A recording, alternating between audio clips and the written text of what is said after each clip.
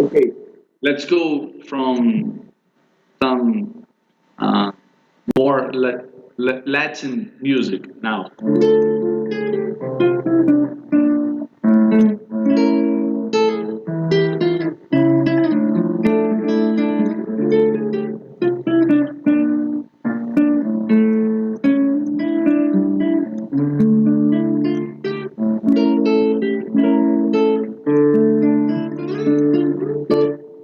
Soy el fuego que arde tu piel, soy el agua que mata tu sed, el castillo, la torre yo soy, la espada que guarda el caudal, tú el aire que respiro yo,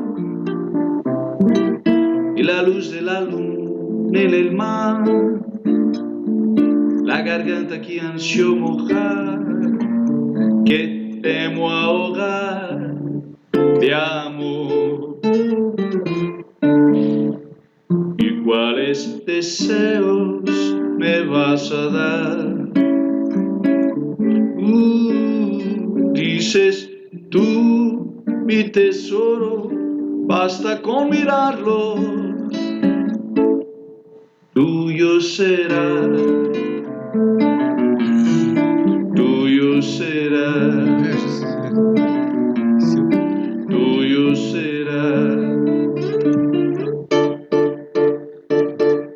Soy el fuego que arde tu piel, soy el agua que mata tu sed, el castillo, la torre yo soy, la espada que guarda el caudal, tú el aire que respiro yo, y la luz de la luna en el mar, la garganta que ansio mojar, que temo ahogar de amor.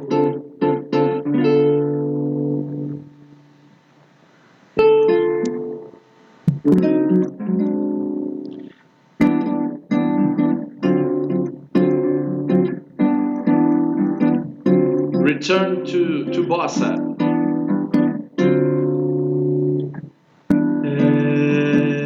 Só eu sei quanto amor eu guardei sem saber que era só pra você. Só tinha de ser com você, havia de ser pra você, se não era mais uma dor, senão não seria o amor, aquele que o mundo não vê, o amor que chegou para dar o que ninguém deu pra você, o amor que chegou para dar o que ninguém deu. É você que é feita de azul, me deixa morar nesse azul, me deixa encontrar a minha paz.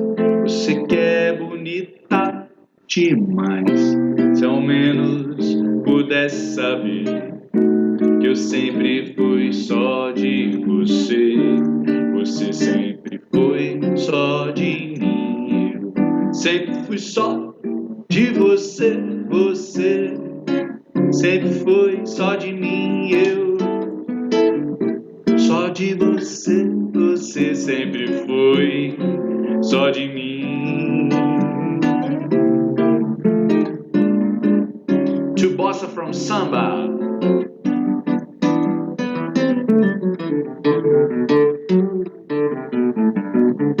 Jura, jura, jura pelo Senhor, jura pela imagem da Santa Cruz, do Redentor pra ter valor a tua. Jura, jura coração, para que um dia eu possa dar-te o meu amor, sem mais pensar na ilusão. E aí então, dar-te eu irei um beijo puro na catedral do amor, dos sonhos meus, bem junto aos teus, para fugir das aflições da dor, para fugir das aflições da dor, para fugir das aflições da dor.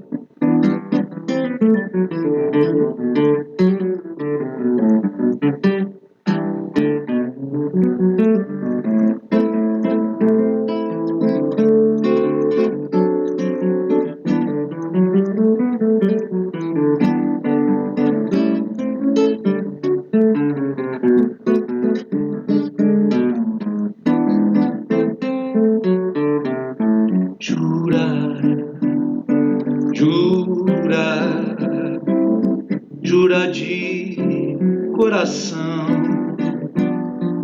para que um dia eu possa dar-te o meu amor, sem mais pensar na ilusão. E aí então, dar-te eu irei um beijo puro na catedral do amor, dos sonhos meus, bem junto aos teus, para fugir das aflições da dor, para fugir das aflições da dor, para fugir das aflições da dor.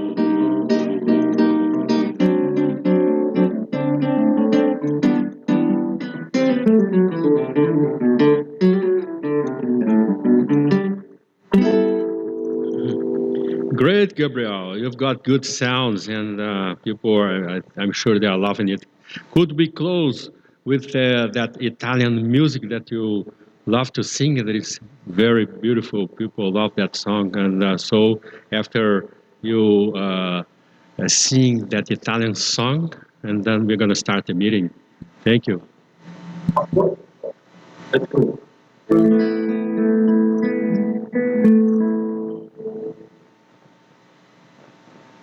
Penso che un sogno così non ritorni mai più. Mi dipingevo le mani, la faccia di blu. Poi d'improvviso venivo dal vento rapito e incominciavo a volare nel cielo infinito. Volare, oh, cantare, oh, nel blu, dipinto di blu, felice di stare lassù. Volare, oh, cantare, oh, nel blu, dipinto di blu, felice di stare lassù. Io volavo, volavo, felice più in alto del sole e ancora più su, mentre il mondo pian piano scompare negli occhi a tuoi blu. Una musica dolce suonava soltanto per me. Volare, oh, cantare, oh,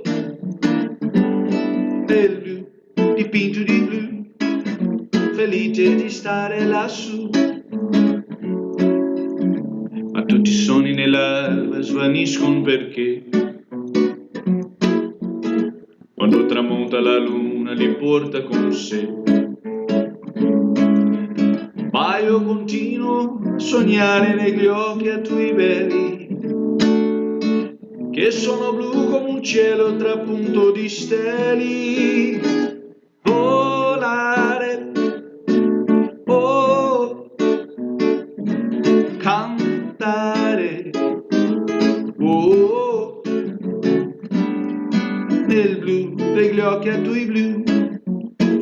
di stare qua e giù e continua a volare, felice più in alto del sole ed ancora più su, mentre il mondo scompare, ha negli occhi a tuoi blu. Una musica dolce suonava portando per me.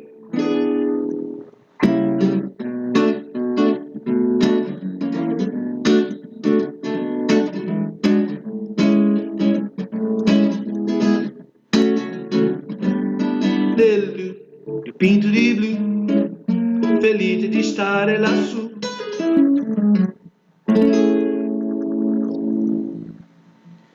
Thank you, Gabriel. Thank you very much for your presentations. And I'm sure Athanasius loved the Italian and Brazilian musics there.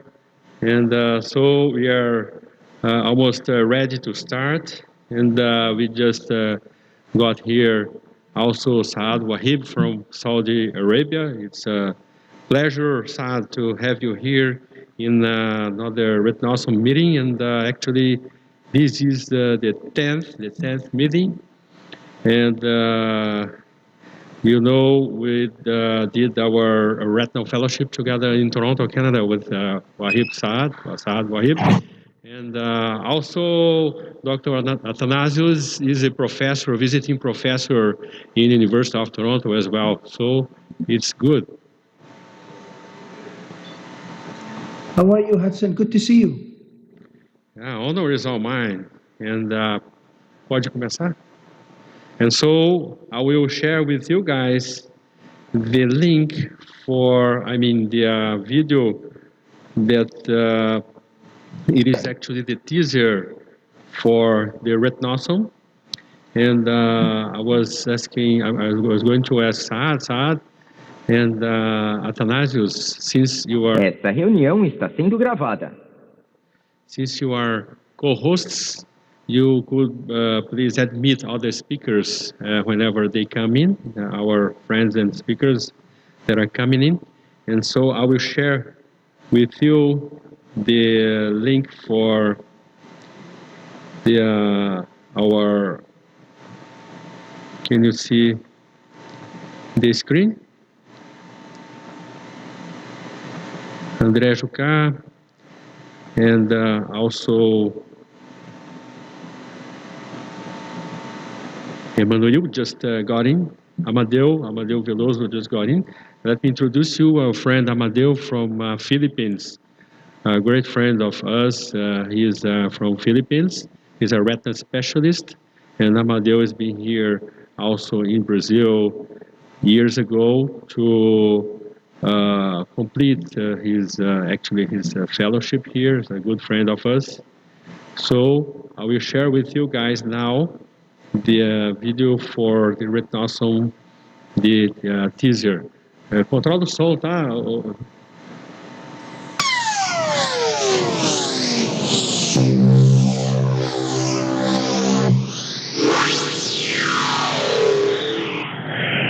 Olá, esse é o Retinawesome TV. Não perca amanhã nosso encontro, dia 12 de junho, em tumores oculares. Doutora Zélia Correia vai falar sobre tumores oculares para o cirurgião de retina. Faça a sua inscrição. Um abraço. Bonjour, c'est le Retinawesome TV. Les rencontres sera demain, le samedi 12 juin. Dr. Zélia Correia parlera sur les tumeurs oculaires pour les chirurgiens de rétine. Alors, enregistrez-toi. Ça sera très, très, très bon. Hi, this is Retinawesome TV. The meeting is approaching. It's tomorrow, June 12th. Dr. Zélia Correia, our keynote speaker, is going to speak about retinal tumors for the retinal surgeons. Don't miss it out. Register.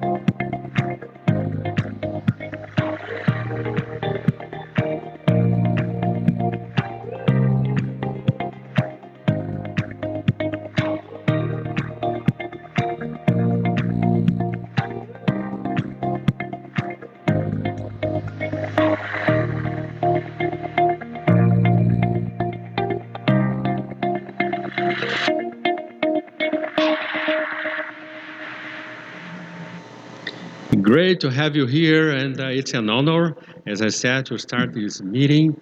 And I want to thank everybody. I also want to thank Dr. Wai-Chin Lam, my professor in the University of Toronto.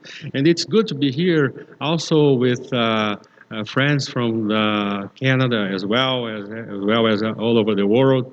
And I remember when we started our meeting, Retinawesome #1. You know, the first one to accept was Dr. Professor Wai-Chin Lam, my professor, and we are so happy that we are getting to the 10th meeting, and we are learning a lot with these meetings and learning with you and this interaction. And so, good morning, Dr. Lam. It's good to have you here. Good morning, Hassan. Nice to be here again. Everything all right? What time is in Hong Kong right now? It's 8 o'clock at night. I hope this meeting won't last too long, so that you could not sleep that late. Okay, so I want to introduce you, Zélia, Dr. Zélia Correia. Zélia Correia is a Brazilian, and she lives in Cincinnati for quite a while.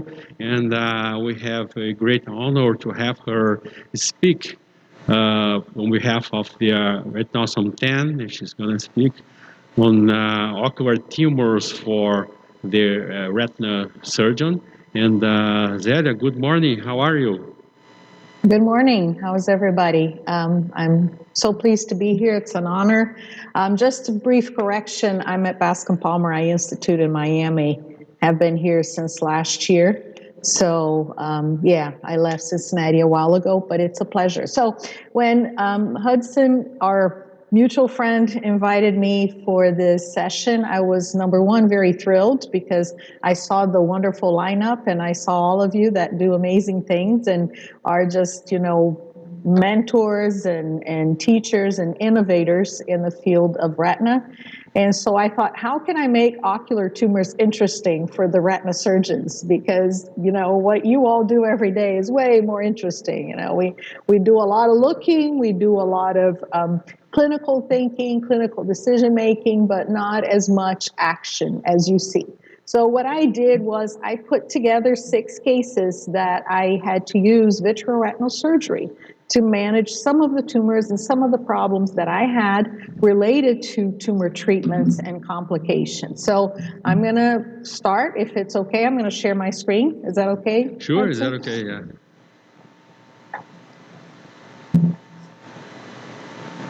So here we go.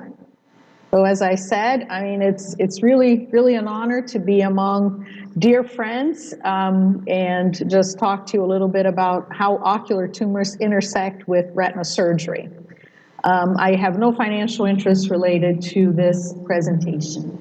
First, I'm going to share with you a case in which I had to use 23-gauge farcical vitrectomy for a very dense vitreous hemorrhage and subretinal hemorrhage following a biopsy for an indeterminate melanocytic lesion. So this was a 74-year-old woman that presented with a choroidal lesion in the right eye with chronic features, but reported a recent progression and recent increased thickness.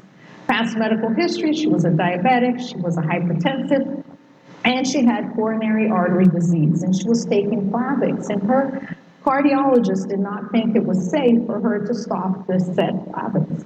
So social history was non-contributory, and she had a past ocular history of cataract surgery. So this was the lesion, and the area that was most problematic was right here, as I'm pointing to you, and I hope you can all appreciate that, where we had some orange pigment, and there was definite progression, as you can see right there. So the decision was made to do a biopsy, and you can see this was 1 week after the biopsy, extensive bleeding subretinal, and some bleeding into the vitreous. But at this point, it didn't seem like there was any active bleeding, and you know, the decision was to wait and see how this would progress. Unfortunately, you can see here the subretinal space with some blood. You can see the tumor right there.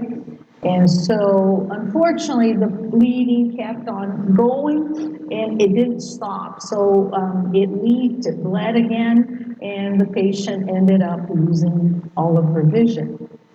So we went ahead and we said, okay, let's get this cleaned up and let's displace this hemorrhage and see how we can improve the vision for this patient. As you can see there, very, very dense hemorrhage, and I'm just kind of showing how, you know, it really created a whole kind of curtain that was separating the posterior segment to the anterior segment. And you see there, hemorrhages inferiorly, partially resolved and all that. And more importantly, you can see the tumor was mostly now covered by hemorrhage and, you know, dehemoglobinized blood there.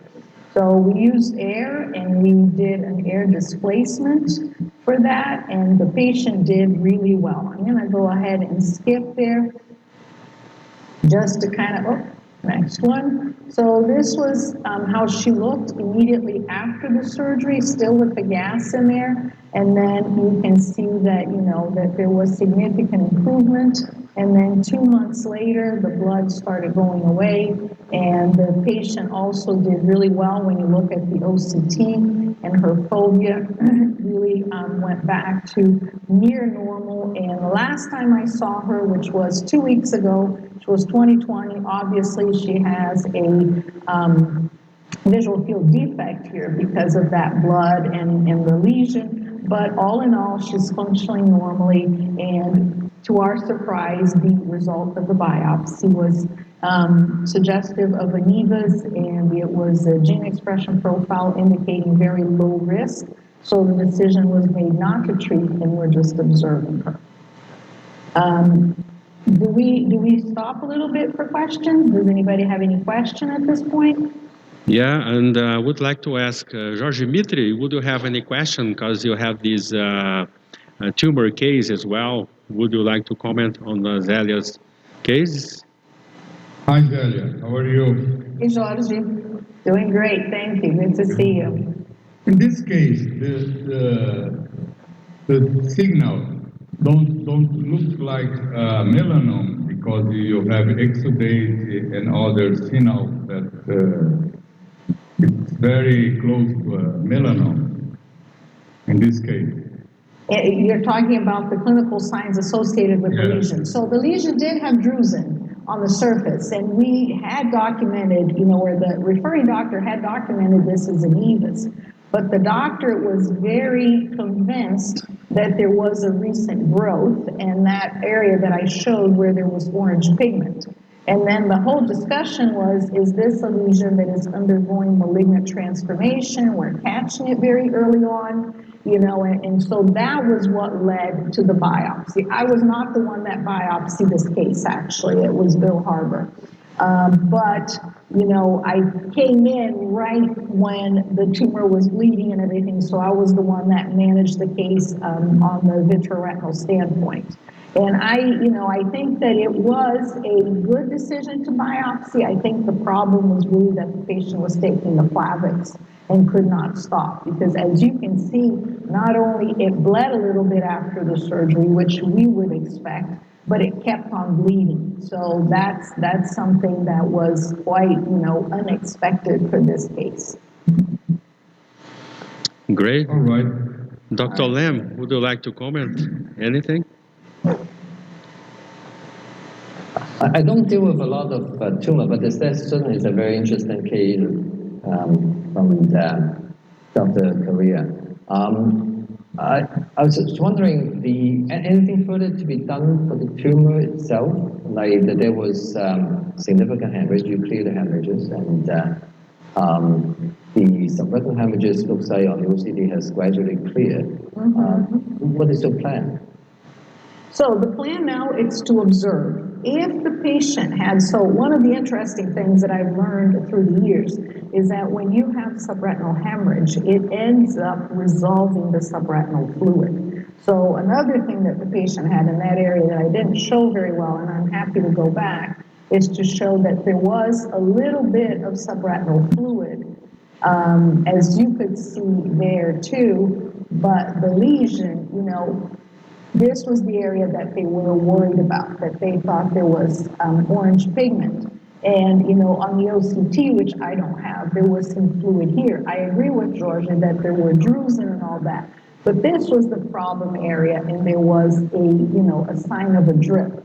So when we biopsy and there is not such substantial bleeding and the patient has persistent fluid, we like to either laser, thermal laser, either TTT, or we like to do PDT for these lesions, and it works really well. I am not one to, now that, you know, we have more experience and everything, TTT these lesions unless there's an evidence that, you know, it needs to be treated. And the reason for that is that in my experience, the real, you know, tumors that will kind of come back, they create a kind of a cap of fibrosis that makes it very difficult to manage these tumors later on.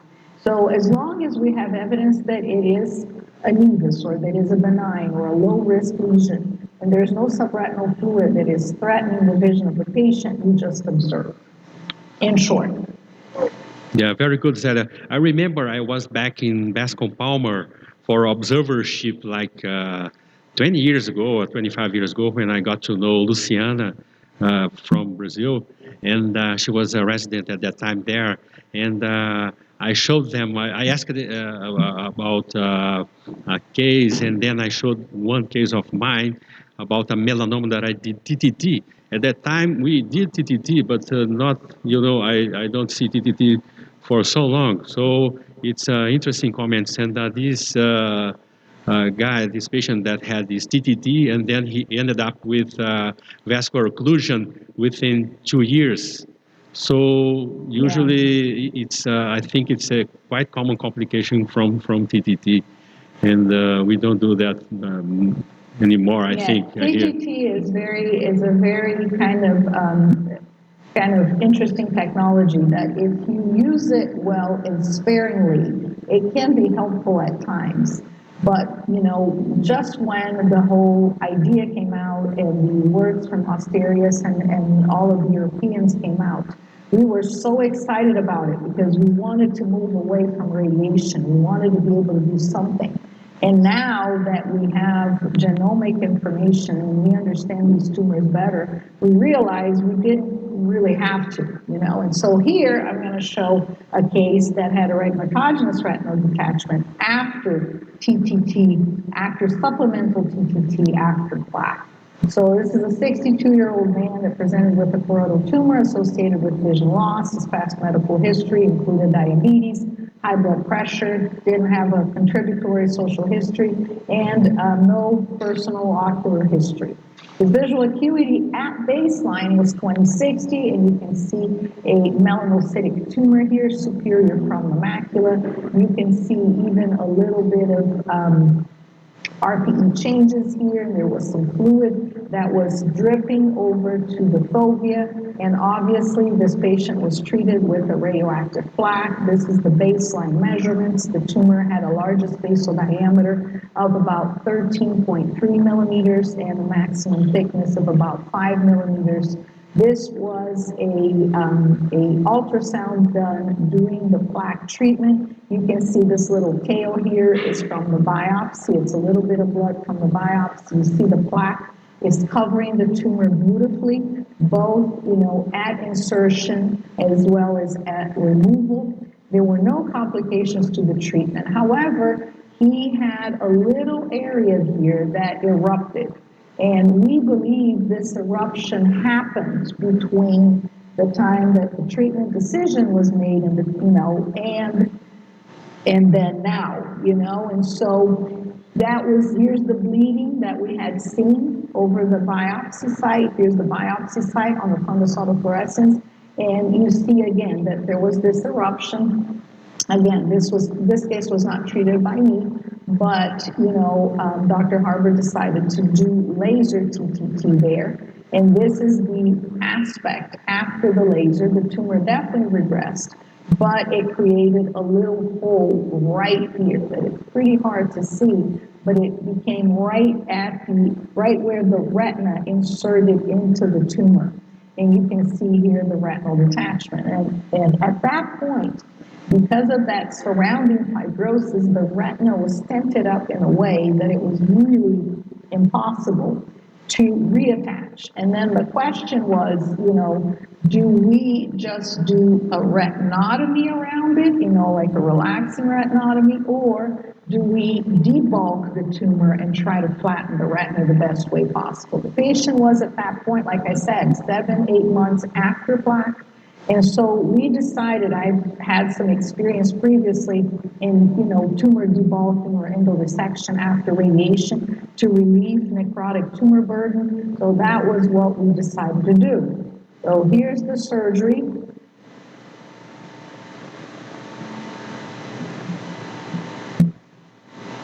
And there's, cleaning up the vitreous. We decided to biopsy the tumor just to see if there was any surviving tumor, any viable looking cells. There. And then I separated the retina from the color button of the tumor. Right there, you can see it. And then I decided to just debulk or endoresect that nodular part of it.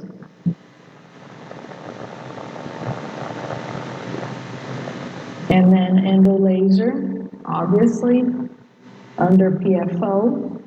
I'm going to go a little bit faster there. And obviously, because of the endoresection, there was a little bit of bleeding, silicone oil, and there you go. So this was the patient then pre and 1 week post vitrectomy, a pretty good outcome. Interestingly, I just took the oil out 2 months ago, and his best corrected visual acuity is 20/40. You can see here the area of the debulking of the tumor looks really nice. One of the things that we're looking into here at the Harbor Lab is we are attempting to look at the early events after radiation, and we're trying to see if any of the cells that we remove from radiated tumors, if they have the ability to grow. So they have one of the scientists here that is an expert in starting tumor cultures. And so far, none of the tumors that we have debulked were able to provide any tumor growth under culture. So meaning that they are, really completely dead and apoptotic. So this was the outcome of this patient. He's really, really happy. And right now, I really don't see a reason for, the retina to redetach. He's doing well. All we're doing now is we're looking at his macula, making sure it doesn't develop any macular edema secondary to that radiation and so forth. You can appreciate the ischemia here surrounding the plaque area, but all in all, a pretty good outcome. Any questions? This is a great case. Natarajan, how are you? Did you like Hey, Natarajan, good morning. Good morning. How are you? Nice to see you here. I'm fine. It's so good to see you. So here's his OCT. We had a wonderful program with Zelia some time back. Something Yeah. Good. So I had a point. In India, fortunately, we see very few malignant melanoma. And I still remember one patient from another big hospital refused radiotherapy, but they said that they are ready for surgery. So I did a debulking surgery of removing vitrectomy, done the section of the tumor. Right now, that was about 10 years back. The patient is doing well, but I don't know. I don't know who's doing it, and whether my counterpart in Madras, Dr. Vishwas, is doing tumor culture. I'm not sure. I have inquired. But I don't know how coming. I don't know any other way, because one surgery was a challenging, it was time consuming, but it went well, and the patient surgery and that tumor using the. I felt like we should have a 5-minute surgery where you can cut on the cutter. It took a lot of time bleeding, but I think we also showed wonderful cases as part of the presentation. But in case we don't have this, how do you make sure that we have moved all the tumor cells? So that's a great question. So what we try to do, well, number one, we don't think it is safe to do a debulking or an endoresection in the tumor that has not been radiated. We do not recommend that for various reasons. Number one, although melanomas are more cohesive tumors by nature, and they're not very spreading like You know, there are tumors that like to spread hematogenously. So unlike cutaneous melanoma and even retinoblastoma, they don't really kind of spread by continuity as its natural biology. Nonetheless, obviously, if you're cutting live tumor and if it's shedding everywhere, it's very hard to control. What we do when, you know, I do these vitrectomies and all that I didn't show is that I cryo the sclerotomies, and I do double freeze cryo thaw, you know, therapy to ensure that at least nothing goes into the, you know, Tenon's area or into the orbit, and we're contained inside the eye. But short of that, it's really hard to say, because if you're having tumor go everywhere and when it starts bleeding, there's always the possibility of it kind of just getting into the zonule or the pars plana and just being there, and you can't really see it unless you do like an endoscopic procedure. So, you know, I think that that's the biggest problem. Now, what we're looking into is, you know, the safety after radiation, not thinking about doing it without first sterilizing the tumor. And just kind of as a side thing, we just recently published a paper on ancestry and uveal melanoma. And it seems like, you know, when uveal melanoma happens in Hispanics, in Asians, in people with African American descent, Indians, and so forth, it's not as aggressive and as metastatic as the tumors that occur in people that are purely Caucasian. And there seems to be some genes that we kind of inherit from the, you know, Neanderthals that really determine this metastatic / immune environment that allows the tumor to spread. So this is pretty cool. We just published it, I don't know, maybe a couple months ago, and we're continuing to look at that. And the whole kind of trigger for that study, you know, is here at Miami, you have such diverse population. You have so many Hispanics and all that. And then you get to see these cases. I mean, it's very rare that you see that, for instance, in Europe and, you know, northern United States where it used to practice. So that has been quite the breakthrough and something that will, again, reinforce the fact that we are what our genes are. So anyway, I thought that would be an interesting addition. Very good. I have a question. Sure. How long do you wait for after the irradiation to make a biopsy of the tumor? I biopsy before I do the radiation. So, but the biopsy is done with a 27 gauge needle, and, you know, and it's very well controlled environment. So if the tumor is at the equator or anterior to the equator, then we do the biopsy transsclerally and we put the plaque immediately over the biopsy site. You know, we do a scleral tunnel. Unfortunately, I didn't bring any biopsy cases here today. I should have, in hindsight. But you know, we slide the needle in through a little scleral pocket. Once you remove, we cryo that area, and then we put the plaque, the radioactive plaque right there. If we do it transvitreally, then, you know, we want to make sure the eye is inflated before you go in with the biopsy. We do it under indirect ophthalmoscopy for the most part. In the rare cases where we do it with vitrectomy, and there's some people that do it with a vitrector, we make sure the pressure inside the eye is increased. And then, you know, once we do the biopsy, again, we hold it and we make sure that, you know, there's not a lot of bleeding and all of that. And then if, you know, you do the transvitreal biopsy, you also cryo the entryway of the sclera. But the vitreous, if the eye hasn't been vitrectomized, the vitreous is a natural tamponade because of the negative pressure that, you know, occurs inside the tumor. When you pull out the needle, the vitreous kind of gets in and tamponades it. Did that answer it? Yeah. Zelia, I had one another interesting case which came in 1992, and I came to the Masquerade syndrome where the child came as something like a costume mark and of some matter, so I did a vitrectomy. And I saw something creamy material in the inferior success of meridian, and I didn't realize it was actually retinoblastom, but I was doing vitrectomy and I said something is wrong.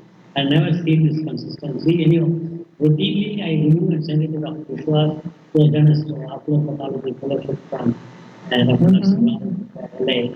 And he called me on a Monday, it was a Saturday evening. On Monday morning, he received and immediately put on the microscope and called me. It's an emergency. So I said, what happened? He said, no, you're operated on retinoblastoma. Please make sure you call the child, send the patient immediately. I have to start on intravenous anti-mitotic treatment and save the child. But I can never forget that because I don't know how he said it could happen, but I could not forgive myself for long because I couldn't speak out. It was a Masquerade syndrome and it was I'm dealing with the tumor case. I thought it was like a UVA or also matters. But I think it was a great lesson which I keep in mind all the time. So you should have a suspicion, like it's like what about thinking, but when you doubt even a 1% doubt, I think now I have a VR expert team and I have Hudson in my team. He writes to me whenever in a simple, sometimes a complicated CSR patient and you don't know what to do and Dr. Hudson comes with a brilliant answer. So I have created a team organized and Barbara also from Italy on there. So we keep discussing and maybe one day we should Thank you. you. For sure.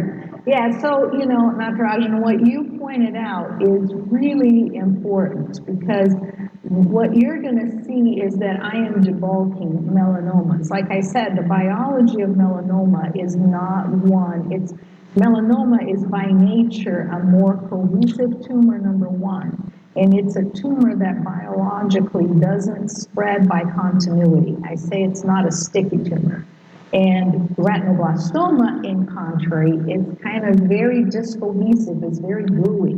I say it's kind of like tapioca pudding, it's kind of, you get a spoon of it and it goes like that, so it's kind of like glue. And so because of that, we don't do vitrectomy in retinoblastomas. Now we've just conquered the ability to safely inject intravitreously chemotherapy, which has been a tremendous progress. I have done scleral buckling procedures without their drainage in kids about a year after they finish their RB treatment. But because of retinoblastoma's ability to seed, in the vitreous, in the subretinal fluid, and these seeds are anoxic, meaning once they get the opportunity to touch any living tissue, they are able to start a brand new tumor. We still do not have the ability to safely, maneuver in the posterior segment. Trust me, I've been thinking about it a lot, but I haven't figured out a way yet. One of these days I will. It's not quite yet, So especially if you're not aware if it is a tumor, so any child with, endophthalmitis or uveitis-like presentation, you always, less than 5 years of age, you always have to think in the forefront of your mind that this could be retinoblastoma. I think that's a very, very important lesson there. And it is true. I mean, I've have been referred cases like that, people that thought it was like congenital glaucoma. And then, they did a glaucoma filtering procedure. Or they did they thought it was a congenital cataract and they did the cataract surgery. So you just don't violate the eye because retinoblastoma can get into the anterior chamber and can get into the choroid, it can get into it can get anywhere. It's sticky. It's a sticky tumor. So I think that, that experience, it was very brave that you shared with the group, and I think it's very important. Okay, let's go to the next case. So this is a case that I had to do vitrectomy because I had significant vitreous hemorrhage after TTT. So this was a 39-year-old female that had a slow-growing choroidal tumor treated by laser elsewhere. And 12 months later, the tumor continued to grow, and and cause exudation. The patient was healthy. She had no non-contributory social history and no prior ocular history. So this was the tumor when I first saw the patient, and the patient had had laser somewhere else again. And the tumor then, as you can see here, about 6-7 months later, it almost, became like a third bigger. So I did a biopsy, we plaqued her, she did well after plaque, but then, not only she had bled, but she started exudating after the plaque, and some substantial exudation. So I thought, well, why don't we laser this? Why don't we TTT? But mainly just to seal the little blood vessels that were exudating. That was the whole purpose of it. I tried not to go very hot, kind of thinking about that case that I showed you before with the rhegmatogenous detachment. You really don't want to laser very strongly here, right at the edge of that kind of eruption or that thinning of the retina and the retina itself. So I think that that's a very important take-home message. Well, although I achieved a really nice regression, so this is prior to the TTT, ultrasound and after, so you see that I really got the tumor to settle down, I really sealed well the blood vessels and everything, but she had a lot of bleeding. And it was really hard to convince her because she was kind of tired. She was like, well, first I did a laser, then I did a plaque, then I took the plaque out, then I did a TTT. I don't want to do anything else. But I was, fortunate enough to convince her this was still at Hopkins. And we decided to go ahead and just wash that out and just laser around the tumor and try to seal that. I had the fellow working with me that day, Dr. Patel.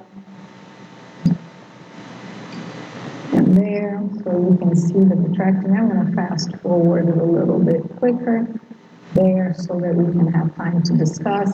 But you can see again, very dense blood, but the retina was fully attached. And the patient really, tumor-wise, she was doing great. Actually, she came to Miami to see me just last month. She's doing fantastic. She's like 20, 25. Doing really well, despite the fact that the tumor is very close to the disc. So you're seeing very careful shave and then a little bit of PFO just to make sure that we're not missing anything there. You notice the tumor really well lasered and well treated. We lasered around it. There. And then we left her under gas. And so there. And that was the outcome. That was 3 months after the pars plana vitrectomy with gas and some laser around it. You notice that a lot of the exudates are kind of spreading out and going into the periphery. And, and again, as I said, she remains 20/25. She's getting periodic Avastin injections to control her macular edema.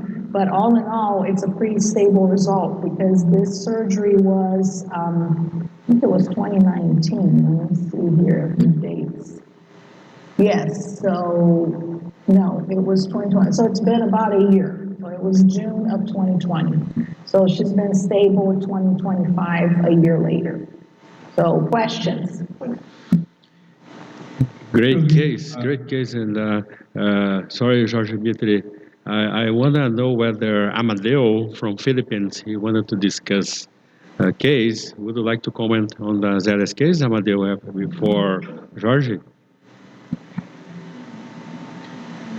Or maybe you could ask Jorge, please. Yeah, I don't understand, but this was a melanoma. Yes, it was a melanoma. So I biopsied her, as I said, right before I put the plaque in, and she actually was class 1 but PRAME positive. So the preferentially expressed melanoma antigen was positive. And what that has shown us is that these patients are intermediate risk for development of metastasis. Usually between 1 and 2 years, it's like 95% likelihood of no metastasis, but then when you get to 5 years, that drops to 79%, meaning there's, you know, a 20+% chance of development of metastasis. So she is getting surveillance every 6 months for metastasis.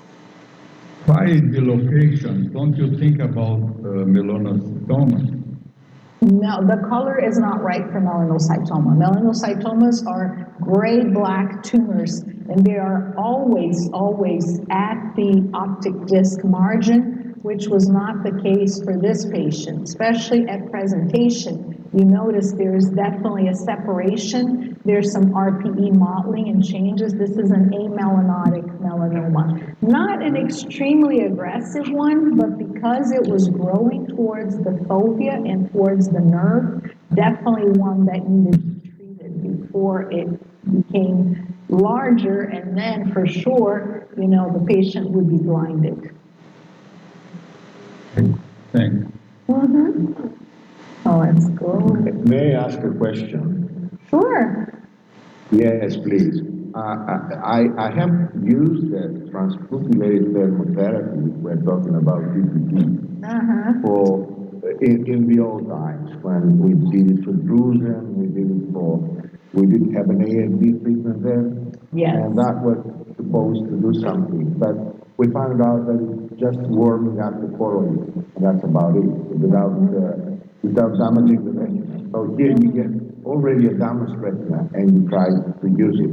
The first question is, do you have an indication for using the TTT except the ones that you showed us, because you showed us the complications of TTT? Yes.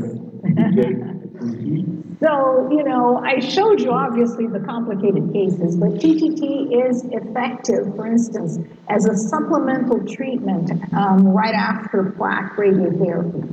It's very good. For instance, if you are radiating the tumor and the plaque tilts because of any bleeding and all that, I showed you that, you know, we do the ultrasound. So any tilt above 1 millimeter away from the sclera, we TTT the margin that had the tilt, and that works great.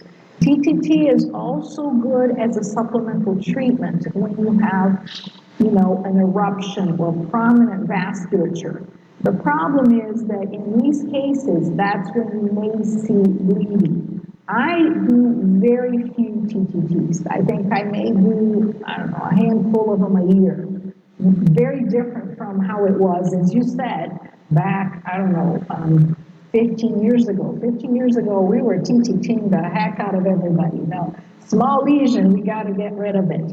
Now, because we understand the genomics and the biology of the tumor, we realize you really don't need to do that. You know, you're much better off. I mean, honestly, for fluid associated with nevi, I have better results with PDT. And what I do is full fluence, double exposure. I mean, it really ablates the tumor itself, which is very surprising. And it's a lot less aggressive, it's a lot less invasive, and a lot less complications. I used to work with Zografon. Oh, did you really? Yes, I used to. We're doing together with Zografon. We're doing the Thessaloniki Vitreoretinal Summer School. He's one of the organizers of the summer school. We're talking Thessaloniki. And of course, he's talking about tumors. And his older assistant now with younger surgeon, Yanis Purnaras, who is in Lausanne also. He used to do the vitreoretinal surgery in cases where the inflammation was after irradiation with consistently got. If you got an inflammation, you got everything we used to use a vacuum. And we used to do surgical procedures to remove the tumor. We found out in the old times that first of all, you need to have the problem one was bleeding of the tumor while you're doing it. So the anesthesiologist has to have... Hold that thought, because I have a case for you. Hold that thought.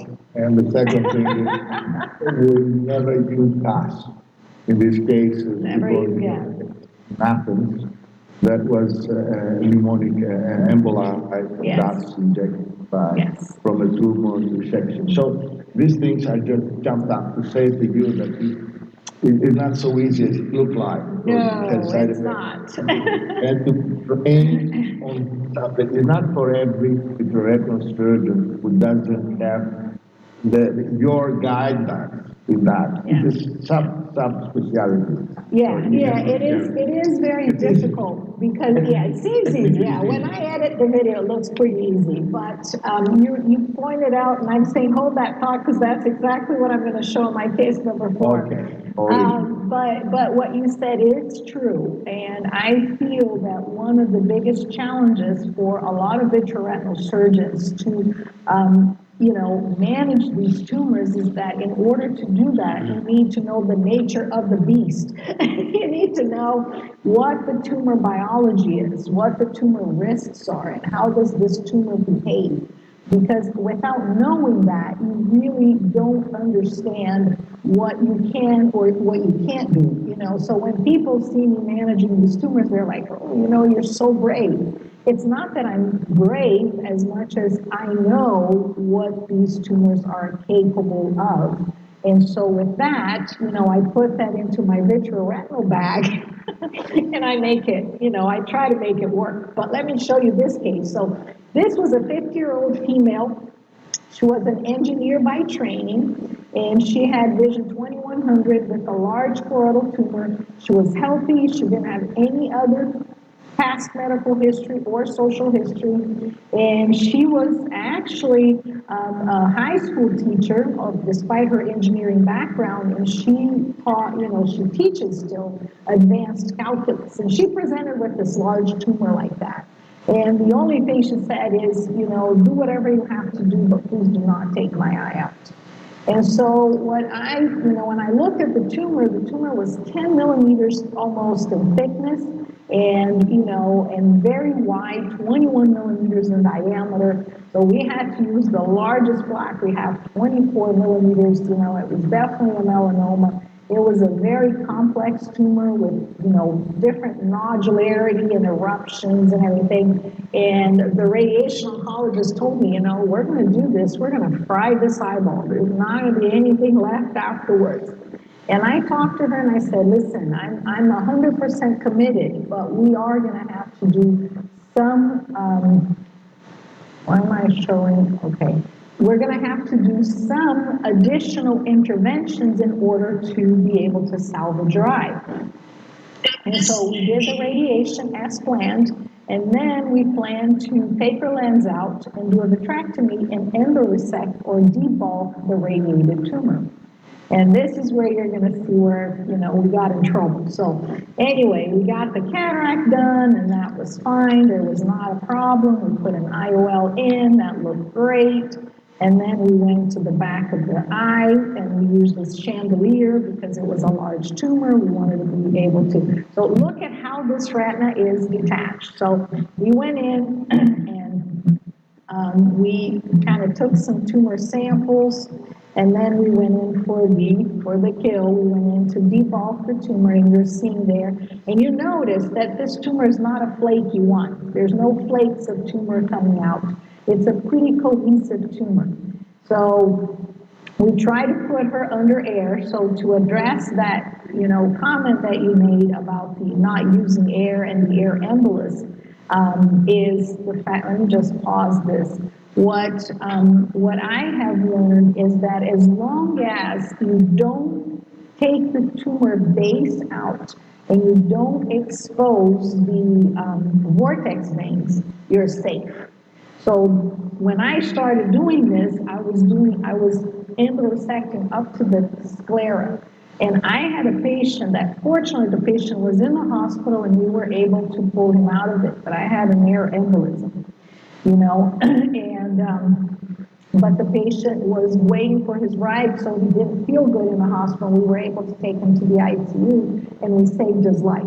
So he did great, But what I learned was that the location of the tumor and the fact that you go in deep until you get to the vortex veins, that's the downfall. But here in this case, as you can see, the tumor bled a lot. Like a lot. We put intraocular TPA, and we tried to do an SF6 tamponade, but there was no way to stop the bleeding. So we said, well, what do we do now, you know? So I talked to the patient, I said, I think we should just wait a few days, we put the TPA in, and let's go back and let's take this, you know, this blood clot from under the retina. And this is what we decided to do. And here it is. So we started by evacuating the hyphema there. I'm so glad we did that cataract. And when we started cleaning up there, you see the tumor is looking fine, but there's just a lot of blood. So we started cleaning up the blood there, and you're seeing me try to pull that, you know, that blood clot. I'm separating it from the tumor itself. And you see there, and this is very low magnification, but here's the nerve, here's the tumor, and here's the blood clot underneath the retina. So you see there, with a little bit more TPA under the retina, I was able to remove the entire blood clot from under the retina. There I am reattaching the retina with PFO, and then we're going to laser it. And, you know, fluid air and then oil. And just making sure we drain all the fluid there, and that went great. And this is the patient. And yesterday we took the oil out. And I don't know exactly what her vision is like right now, but you notice that essentially what I did was to amputate that nodule, and then the tumor continued to regress, and that was amazing. The only problem is that, you know, we're still having to give her Avastin. Yesterday, I even put in an Ozurdex to control her macular edema from the radiation treatment, really unrelated to the procedure. And she has this area here of the RPE is just not kind of sticking too well. I think it's just diseased RPE from all the manipulation and the radiation. So we flatten this out, we laser this, and we're hoping for a good outcome. So that's that. Questions? Not anymore. Not anymore. Great questions, and Zelia, I just want to ask the audience is asking here from the chat. Mehmet Ezat is asking about that case from the melanoma. What about the source of the intravitreous hemorrhage? And the tumor. yeah, the tumor. If there is any vitreous seeding risk due to bleeding.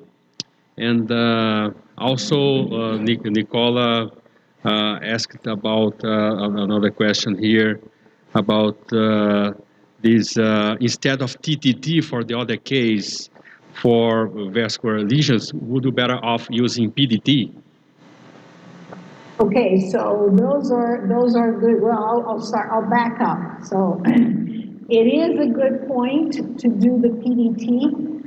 It's just that the PDT has lower penetrance than the TTT. And so if you're thinking about treating something that is nodular and elevated, by, you know, physics of lasers, you have a better chance of having a little more penetration with the TTT. But like I said, I do love to use PDT. I use PDT for, you know, for small, shallow metastasis. It works really well. For small melanocytic lesions that I know it's not a melanoma and it has fluid, it works exceptionally well. But when you're treating something that, you know, has an elevation, a certain nodularity, in my hands, it doesn't work that well. Now, going back, the question about, you know, risk of seeding from bleeding. It is a good point that is made. You know, you always think about that because, you know, we don't know exactly what the circulating tumor DNA burden would be, you know, in the choroidal vessels or in the retina vessels, you know, so we don't know that. However, I wouldn't do this if I hadn't radiated the patient. And again, when I go in, and even before I start debulking the tumor, one of the first things that I do is I collect some tissue because we rerun all the genomic testing, you know, cellular viability and all that. You know, we do a lot of different things, a lot of different assays. We try to grow these cells. So we do our fair share of homework in order to assure that this is safe. We're not doing this just because, you know. And I think that that is a very important message to be left there for everybody. And when we remove the trocars, it does show here that we always cryo when we remove the trocars. Did that answer all the questions? Yeah, sure. It's from the chat. I'm pretty sure they're happy with the answer. All right. Next. This is the last one. And this is kind of a little bit outside the vitreoretinal realm, but I decided to bring it because we get a lot of referrals with patients with idiopathic choroidal effusion because the differential diagnosis is choroidal lymphoma. So I got a lot of these patients with, you know, kind of a really thick, partially detached choroid, many times, you know, serous retinal detachment, and, you know, we kind of, you know, what do? You biopsy the choroid, you give them steroids, you know, how do you fix that? So this is a 78-year-old woman that presented with a retinal and choroidal detachment in her right eye, non-specific for uveitis. She had a past medical history of diabetes, high blood pressure, and she had a recent weight gain that could not be explained.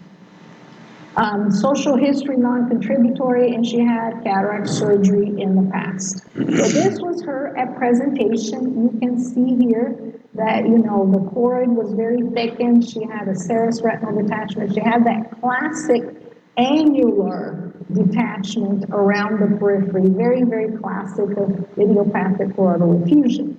This was her OCT, and you notice a lot of, you know, debris and deposits under the fovea and intraretinally there. You notice the photoreceptors were pretty shaggy already, kind of denoting that this has been there for a while. And so this patient was, before I start, this patient was managed by steroids a couple times with some temporary improvement, and she was biopsied by another surgeon that showed it was not lymphoma. It was really just, you know, an inflammatory, there were just lymphocytes and choroidal tissue. And she kept getting worse, So we decided to go and manage it with the scleral windows. So what we did, we went back to our scleral buckling at times, and we decided to, you know, create 4 very deep, you know, about 90% thickness scleral windows, 1 in each quadrant, and not manage the intraocular aspect of it. And there you're seeing how thick it is. You know, you really got to see that gray sclera underneath. And there you have it. So that was the first one. And we repeated that in each one. You know, I usually make those scleral windows about 6 by 6. And you're seeing there again, the trick there is really doing it pretty deep. If you don't take deep pieces, and note how thick her sclera was. And so, and then I amputate at the end right there as you're seeing me doing. And so they're just showing the scleral windows and closing, and that's it. So no intraocular management. This was a patient 1 month post-op, 2 months post-op.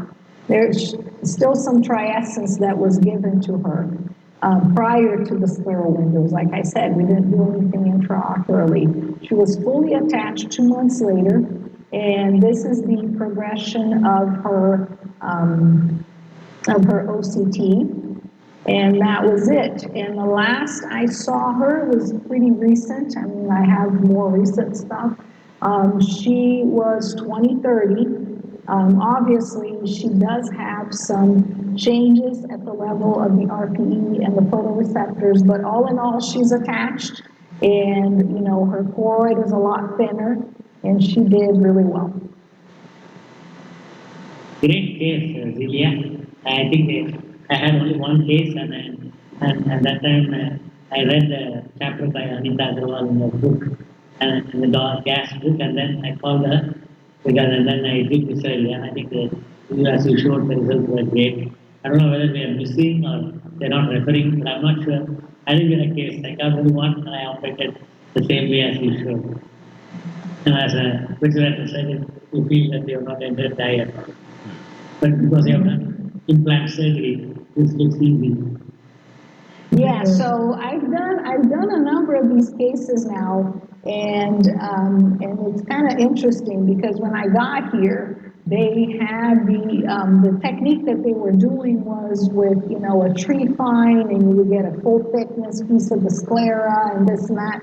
And it was interesting because around the time I did this case, one of the other vitreoretinal surgeons did a case with the tree fine, and he had an entrapment. The retina got caught there because it drained very quickly, and then he ended up with a retinal fold. And and it was funny because I worked with a separate fellow than this other person, and they both presented the cases at the same grand rounds. Everybody was like, okay, And so since then, I've had 2 other patients sent to me for this kind of procedure, and they are doing phenomenal, really. I don't see the need for the tree fine and the full thickness scleral, resection. I think that if you do the scleral windows deep enough, as you're finishing the 4th one, you start seeing all that fluid trickling out of the eye. It's very interesting. And further, I think that, we know this is an idiopathic process. So the more you mess around with it, the more inflammation you're going to have. So I'm very happy with this technique. I think it is important, to rule out a choroidal lymphoma. I do recognize that. So depending on the presentation, depending on the thickness, if you don't have a prior history of a pachychoroid, you don't have a prior history of measurement of the sclera and knowing it's a thick sclera and everything, I think you do need to rule out that in order to be certain it's safe to do the procedure. Was this patient a hyperope, or do you have an axial limb? So this patient was not a hyperope, but what I have come to observe, it was not an anophthalmic and it was not a small eye. It was a type 2 idiopathic choroidal effusion. What I've come to notice is that a lot of these patients, when they present with that, they have had recent weight gain and they have a very short neck.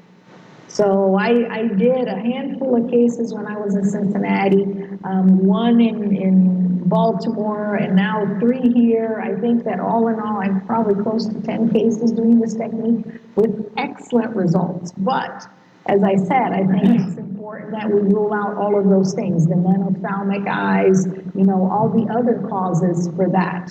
And once you have ruled out all of that, then, you know what you're up against. Because this works when the sclera is very thick, and then by that, it's avoiding or preventing that natural drainage outside the eye. And that's when that works so well. And I think there was a question from my friend Jean-Louis asking what is more effective, anti-VEGF or steroids for macular edema in these cases. I'm assuming it's for tumor cases. Well, that's a great question. So when the macular edema is not related to congestion and inflammation, anti-VEGF is great, but there's definitely a synergy between the steroid and the anti-VEGF. So I like to use steroids, especially when you have when the tumor is very close to the disc. So you get a different kind of, you get that congestion that is behind the eye and everything. And for that, the steroid is better. But many a times when, I'm using anti-VEGF and I don't see a response, I end up resorting to associating steroid with that. And when I do the vitrectomies for these tumors, if there is a, kind of clear evidence of inflammation, clear evidence of tumor congestion, I really like to use steroid. And the Ozurdex is great because you don't see that peak of, you know, intraocular pressure like you see when you use Triessence. Plus, the Ozurdex stays so much longer, and that is definitely very good for the eye. Any other questions? Yeah, Celia, you did the surgery in how old patients? 78, 75, with glaucoma, previews? What kind of patients do you do this? That I do the scleral windows? Yes. Patients with the uveal effusion, you know, with choroidal detachment and serous retinal detachment. No, I know, but this patient Was 78. 78 years without anything, right? Yeah. Now we can see that the epithelium is not working so well. So you see the macula, you have some bruises. Yeah, but the other eye is normal. So we don't know. I mean, her vision, when I did the surgery, was 2200. And now, you know, it's not perfect. I don't know, I think it's like 2030 or something, 2040. But it beats 2200. Now she has depth perception. And, you know, here in the United States, I mean, we have a ton of 78-year-old patients. You know, here we have a ton of 80-year-old patients. And, you know, not doing this surgery for her would be very limiting. She lives by herself. You know, she is so thankful and grateful. So I don't think that age is a limitation as much as visual potential would be a limitation. You know, if I didn't think that by reattaching her retina, there would be a benefit, I probably wouldn't have tried it. But there was clearly a benefit. I did another patient that was 60 years old that, you know, developed the choroidal effusion like, I don't know, maybe like 6 months or a year ago, got sort of sidetracked because of the pandemic and everything. You know, I did the surgery in 1 week. He was reattached, and he's 2020. You know, How long do you wait for surgery for the scleral effusion? How long do you wait? 3 months? You have to wait. You should wait at least 3 months. You know, in my experience, at a maximum of 3 months, it reattaches. I mean, I know there's a lot of people that like to do vitrectomy, like to be more invasive. I just don't see the need. And usually, you know, idiopathic choroidal effusion, like I said, there's really a lot of congestion in that choroid. And by over manipulating inside the eye, I don't know how much it really helps. I really question the validity of that. Great, Zelia. You know, we are so happy about your presentation is just perfect. I will tell you that now I am more keen on doing vitrectomy for melanomas. Of course, I have to call you before because this is amazing. After it's been radiated. Yeah, of course, yeah. I will do that. I want to thank you so much for your presentation and your teaching, because we are always learning with you, and especially into this specialty and into ophthalmology. We know it's not easy at all, and we have to learn, and at least we have to refer the complicated cases or the cases that we cannot just stay with them and let things worse. And you are awesome. Thank you really very much. Thank you very much. And I would like to invite Dr. Emmanuel from Greece, Mavrikakis, to share his screen, and he's already doing that for his presentation.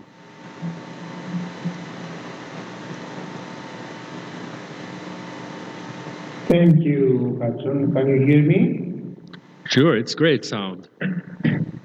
Great, thank you so much.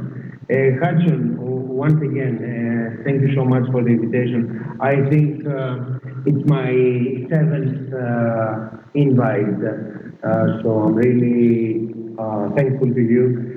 Being among such an esteemed panel, having the chance to discuss such great cases, exchange opinions, and learn from all this.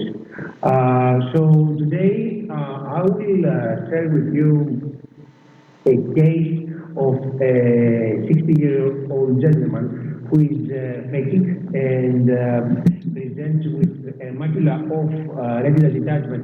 The reason I'm presenting the case is, I'm not coming across detachments who have more than, 2 or 3 breaks. So this is a case with more than 10 retinal breaks along the 12/6 temporal meridian. So let's share the video, and I'm very keen to share with you and of course discuss different approaches.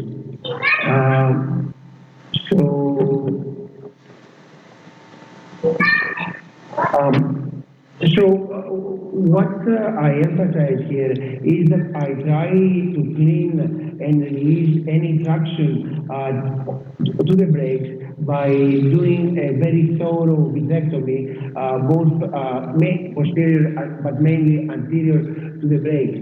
So as you can see, you can now count from one glance at least 5 brakes from this side that I marked with endodiaphragmy.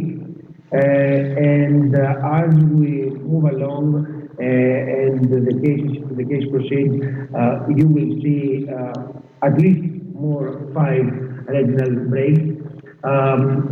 Some of them are, round holes, and other are horseshoe-shaped breaks. And also there are tiny little breaks that accompany the large breaks. And then as I mark the supero-temporal meridian, then I move on and I continue my vitrectomy to the inferotemporal meridian. So you can see here more breaks are visible. That of course they are present in the pre-surgical evaluation. I knew that I have counted more than 10 breaks. So here again, I consume my time to release traction and release the vitreous from the posterior edge of the brakes, as you can see here. And actually, with the 7,500 cuts and 10,000 cuts, this I think it becomes easier. Here now I trim the flap from the from the anterior edge of the brake to relieve even more traction, and then I continue on marking the inferotemporal brakes. That, as you can see here, you will count at least 5 more, some quite large, some quite small. So as I have said to previous meetings, I'm not very keen on PFO, so I try not to use it, and I try to perform a fluid exchange to flatten my retina and not to use PFO. I think it's due to toxicity or any chance of getting intraretinally. I don't usually use it. So as you can see, after marking the brakes, I have proceeded to a air fluid exchange, and the retina actually flattens nicely, and I choose the inferotemporal brake so I can remove as much fluid posteriorly as possible, and then I move to the optic disc to remove any residual fluid, and then I start the saga of the endolaser because I have to laser quite a few brakes. Again, my rationale and thinking is that because of the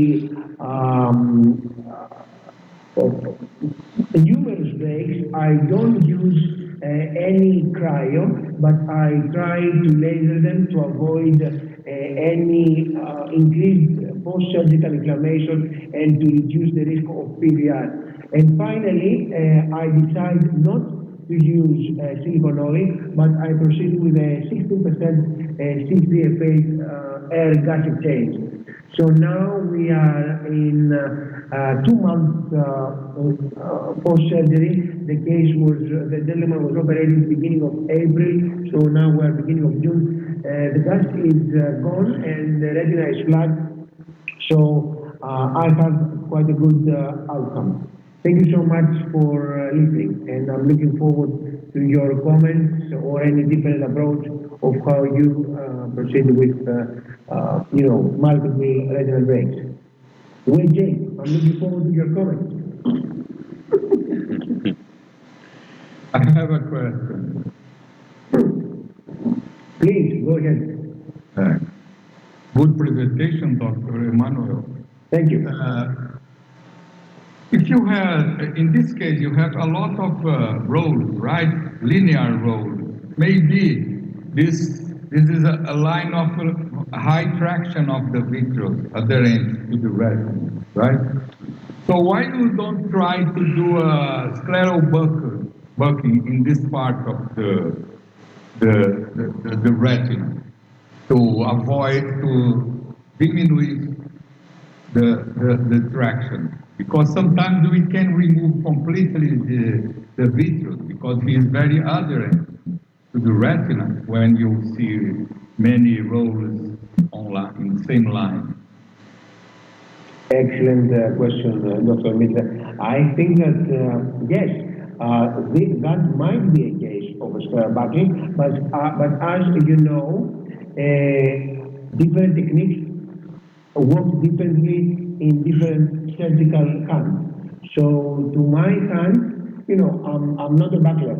So I try to do as best vitrectomy as I could by relieving the traction. But you are absolutely right. This is a case that somebody could have tried a scleral buckling. However, I'm not sure of the final outcome because the break is quite large and the flaps are quite elevated. But definitely, yes, that is a surgical option. Thank you for the question. Can I have a comment? Absolutely. Emmanuel, this is a great case. I have also seen a couple of patients who have very similar presentation. Usually they are young, they are myope, and they have these breaks along the same meridian, and it's usually posterior. And I totally agree with you. I don't think a buckle would work. I think you want to do a vitrectomy, and I think you did a great job. You want to watch the other eye, and I think these breaks are, I think, the precursor for a giant retinal tear if they open. And I think Athanasius here has presented something in the past, and he called it zipper syndrome. So that's very interesting. Nice case, my friend. Thank you so much, sir. Thank you for the comments. Wei Jing, I'm looking forward to yours. No, I completely agree with what Dr. Wahid has said. And there is probably abnormal vitreoretinal interface in this particular patient of yours. And they are often in a similar kind of meridian orientations. And it's equally important to check the other eye. And in your case, I don't see a lot of lattice degeneration. It's more often to see either in association with lattice or those Snell tract degenerations. And in your case, the locations of the retinal break is almost just somewhat anterior to the equator. So a buckle will be difficult because you have to get quite posterior. And I agree with your discussions about not using the heavy fluid. Just a reminder, the fact that if you don't use heavy fluid to displace the subretinal fluid anterior from the macula, there is often some residual fluid that you will have at the end of your air fluid exchange in the posterior pole. And one of the unfortunate complications sometimes occur is the macular fold, a retinal fold that involves the macula.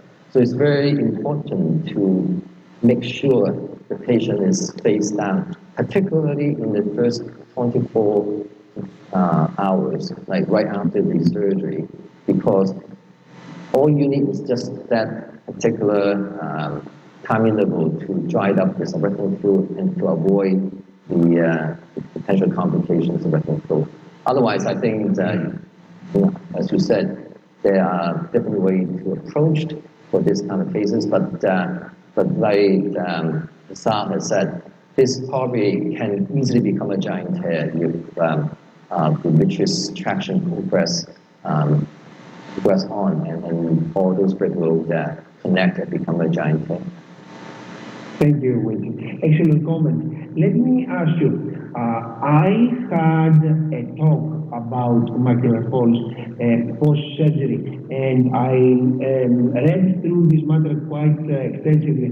So I read, and I would like your opinion on this, that actually face down position the first hour is not as effective as temporal side of the eye operated. So I have now changed my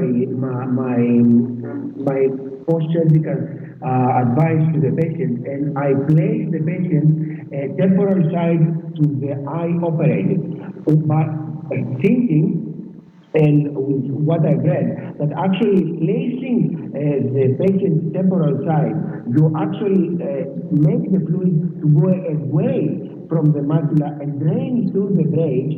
And after an hour, that if this has been done, then I ask the patient face down. What do you think? Is it true or not? I think that's a very, very interesting and good suggestion, because at the end of the case, you have the eye full of air or gas. So the fluid will certainly go where the gravity pulls them. So by doing what you just said, that certainly potentially can help the fluid to move away from the posterior pole to the periphery. And so it does make sense to do that for the first hour or two, right, immediate post-op, to be able to try to displace as much subretinal fluid from the posterior pole as possible. Thank you. Thank you very much, Emmanuel, always with great cases.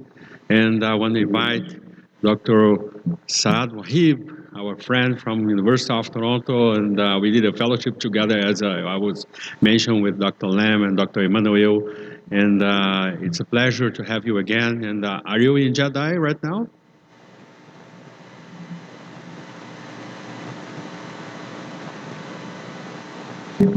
Yes, I am. Good to have you here again. And thank you. I think your sound is fading a bit. For the invitation, I just started And Saad, could you start it again, because your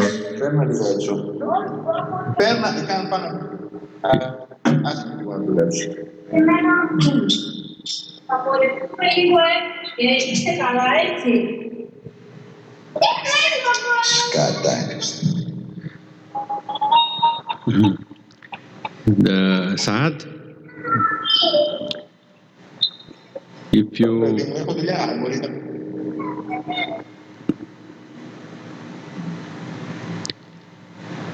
I think your sound was not coming well. Yeah, that was better. Can you hear me? Sure, it's perfect now. Can you hear me now? Sure, it's good.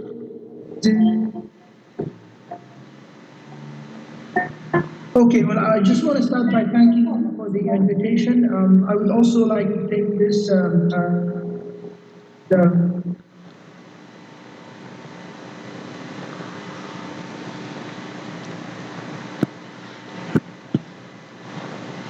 It's failing a bit, but we still can read it up.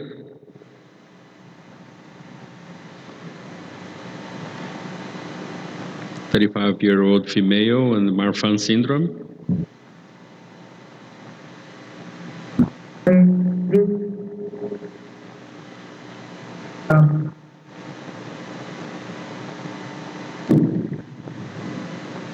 Light perception right eye and 20/200 left eye.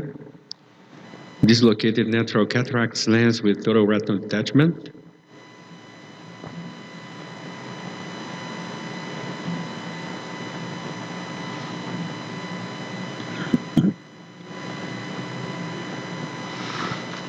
Can you hear, Sad? If you want, we could proceed to Dr. Lam, and then after you fix the sound, you move, come back. But try it again, please.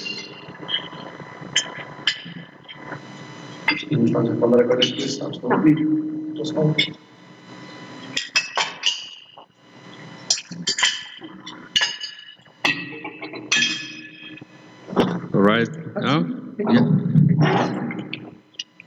Yeah, now I hear now. There is a lot of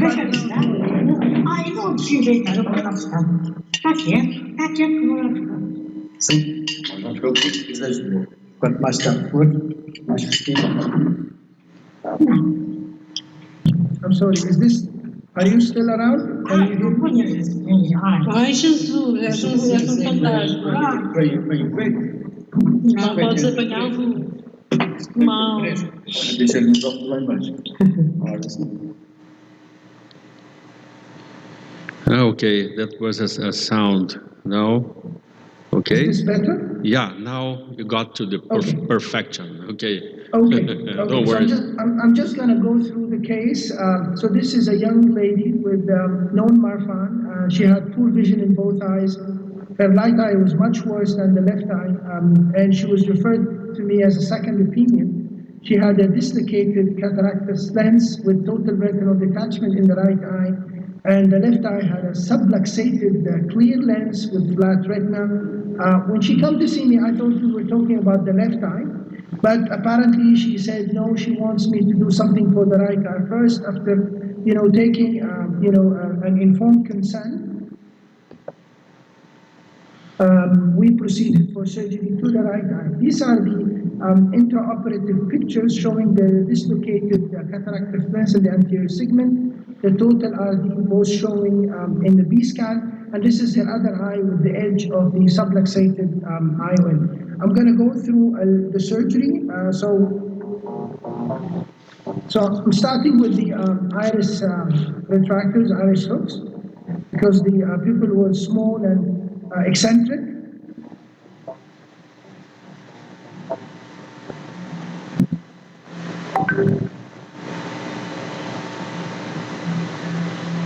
And then, removing the lens was straightforward.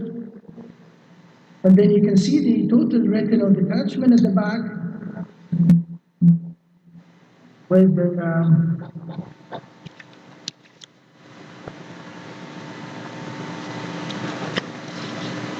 I have used PFC as a third hand to try to flatten the retina and slowly trying to remove all the vitreous attachment. And I think that went smooth. And I actually managed to locate the break inferiorly, and you will see in few seconds the cilium coming from the side of the break.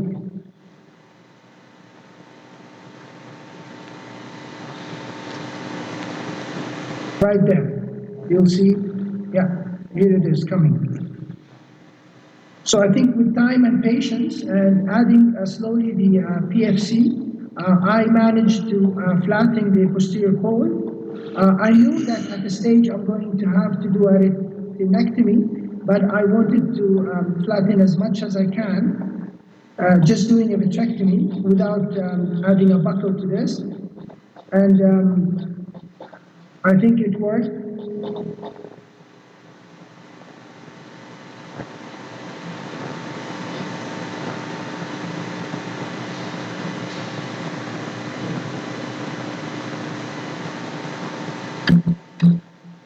And then once I felt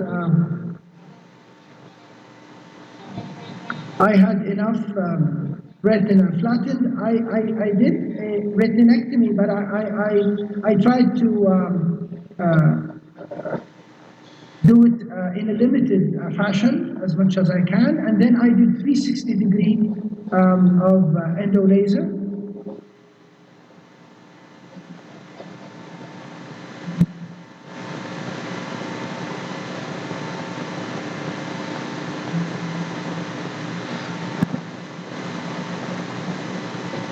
I was starting to lose the cornea. The cornea was a little bit hazy, and you can see the picture is becoming hazy, but the retina is flat now, and trying to do the retinectomy to try to hopefully flatten the retina, which came out nicely. What laser you use, Saad? Oh, I use the Aridex. Very good.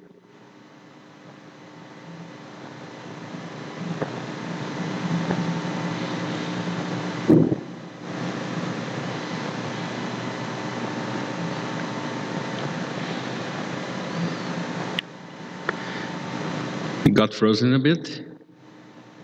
Interesting, these Marfan's cases, when we see them, and I remember Saad asking for the consent for the patient, so it's always necessary.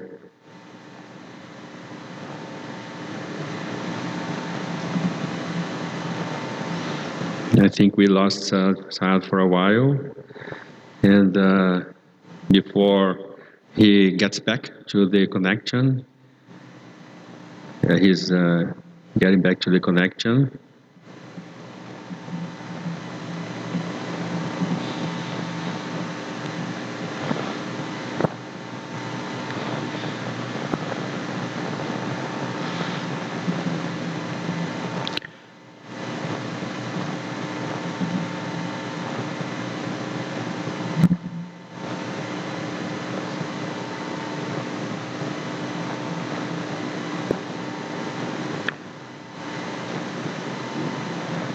So this is the post-op side.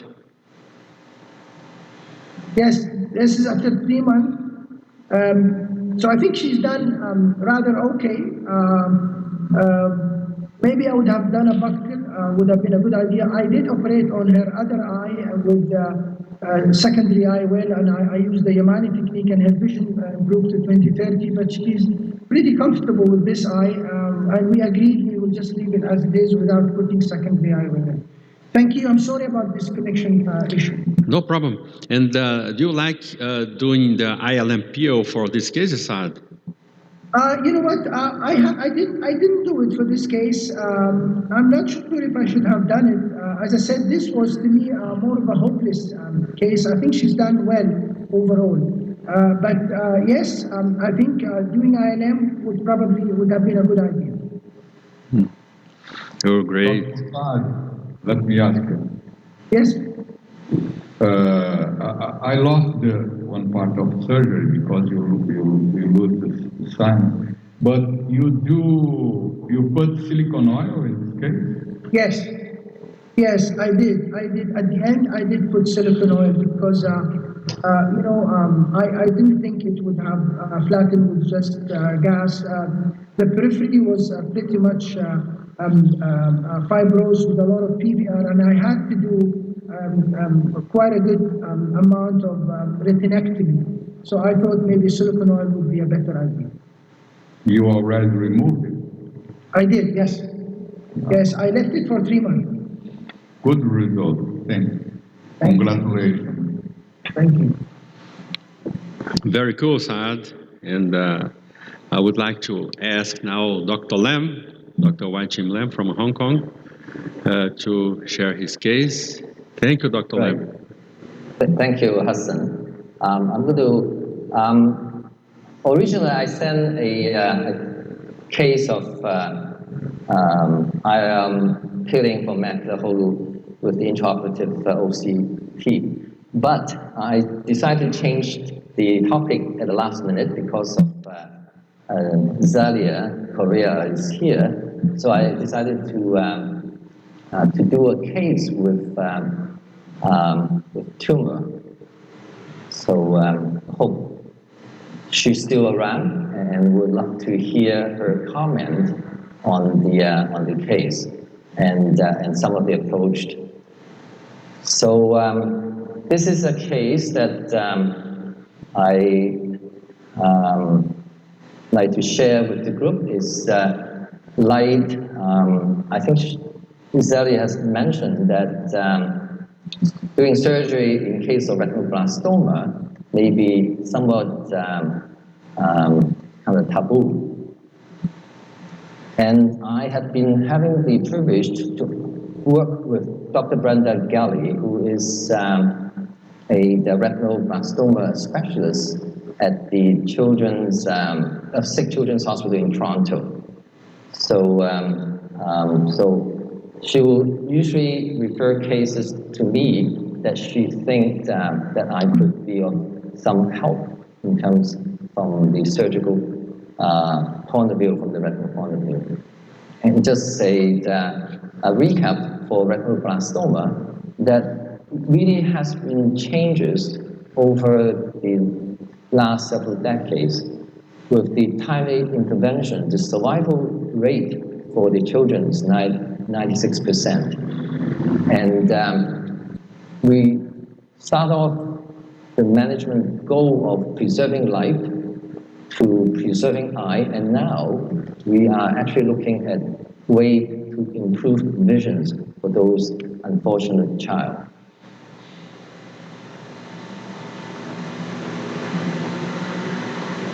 So intraocular surgery for case of retinoblastoma is often considered as forbidden. This is a picture of the forbidden city in Beijing. And here's a case with a child with bilateral retinoblastoma that was treated, you can see, with, I'm just going to go back one slide, with the combined chemotherapy and the local consolidated therapy with the retinoblastoma group. The tumor has shrunk.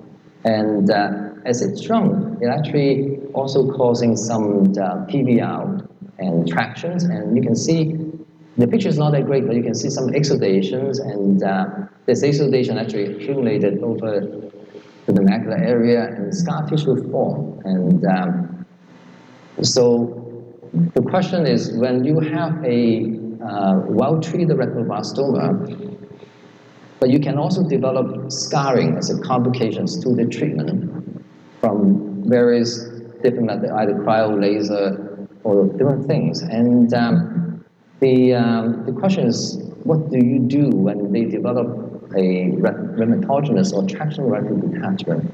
And the worry about extraocular spread during the surgery is always a concern. However, if you look into the literature, there are actually quite a lot of precedents in terms of surgical repair of retinal detachment in cases of retinoblastoma that is quiescent. And here is actually a summary of table of the, as early as in the 1975, where cases was done for retinal detachment associated with retinoblastoma. And so for that case that I just showed you, I decided after working with Brenda Galli to go in to do surgery. You can see intraoperatively there are organized vitreous membrane that's linking the different parts of the quiescent tumor. And so by relieving all those tractions, you can see here there's a inferior retinal fold with organized membrane. By relieving those tractions, we was able to have a preoperative picture like this to a post-operative picture like this. So there is now a more anatomically, I wouldn't say normal, but anatomically more corrected functional macula and retina around it. Here's another case. You can see when the tumor originally presented was very active with a lot of vitreous involvement, and with repeated treatment, the tumor become calcified. You can see the calcific tumor above and below. And same thing, the macula is under tractions. So I went ahead and doing surgery by relieving the tractional band that is causing the tractions in the retina. And you can see there is a very thick fibrous membrane at the optic disc and causing a fold at the optic disc and dragging the fovea towards the optic disc. You can see it's very, very adherent. So by gently tugging it and manipulating it, eventually I was able to create a separation of that. There is an underlying tractional retinal detachment. Fortunately, I don't think there was too strong adhesion that I was able to undo that. There's a little bit of bleeding from the attachment site, but the fibrous membrane over the surface were able to be dissected away, and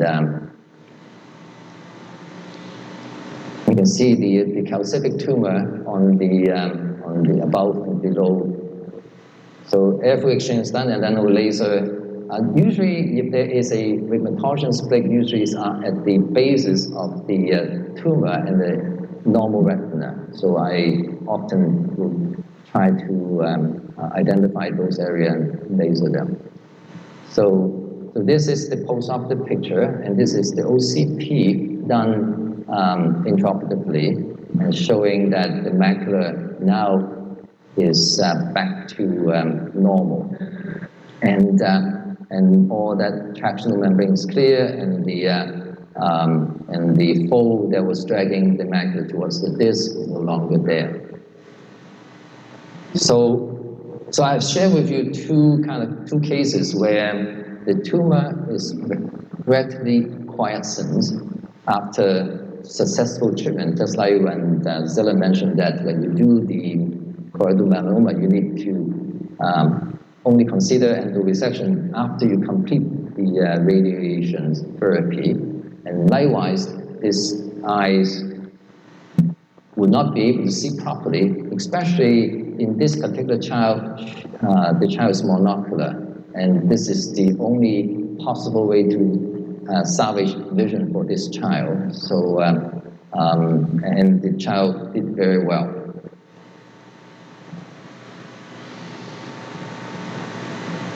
This is a bit of a provocative question that I would like to pose earlier. This was published in Ophthalmology in 2018 by Dr. Zhao. Dr. Zhao is a Chinese ophthalmologist, actually working with Brenda Gali, and I have the chance of also working with him. And they have done endo resections of the retinoblastoma after the case has been treated with extensive systemic chemotherapy, and they recorded a 21 child in these publications. So I would like to get Zelia's comment on these particular publications or this particular approach. And the way they did it is that they, similar to the treatment for the choroidal melanoma, they endo laser around the tumor and remove the tumor with the cover and put silicone oil, and the sclerotomy site is treated with cryotherapy and also a subconjunctival malforant. And in addition, the patient received intravitreal malforant monthly for 4 months for the postoperative management. So I'm looking forward to comments from the group, and particularly from Dr. Correa. Can I just say something? First, congratulations. Those are great cases. You know, I'm always very tempted to have such an approach, and because we really don't have systematic data showing how you can do this safely, it's always a risk. And I think, to me, the biggest risk is really the fact that this tumor can provide, anoxic seeding. And the seeding can be under the retina, in the vitreous, anywhere, everywhere. So I think, you had great outcomes. I think the question is, how long do you wait after treatment to ensure the tumors are not active? Because, we know that the majority of recurrences of retinoblastoma will happen within the first 2 years after concluding treatment, after you say, okay, it looks like it's dead, And number two is, honestly, periocular and subtenon's chemotherapy has not shown to be very effective for anything intraocular. And I'm assuming you guys are providing this medicine around the eye to prevent anything that could have gotten into the orbit, I would think. But my question is, how do you prevent that, just one injection, is that enough? I like the approach that you had with the systematic monthly intravitreal chemotherapy injections. I thought that was pretty good. I like that. And then, how do you dose that if, you're injecting an eye with oil? And then finally, but not least important, do you take the lens out? Do you do a lensectomy? You keep the lens in. All right, very good. So, and the other things. Yes. But congratulations. Those kids are pretty awesome. I loved it. And thank you for the comment, and thank you for being very informative in terms of the concern. And those are very good concern. I have to give full disclosure. I'm a hired gun, meaning that I'm the surgeon who's doing the surgery. Okay, managing the retinoblastoma is Dr. Brenda Gallo's expertise. I have to trust her opinion and her decisions and her ability to follow those patients.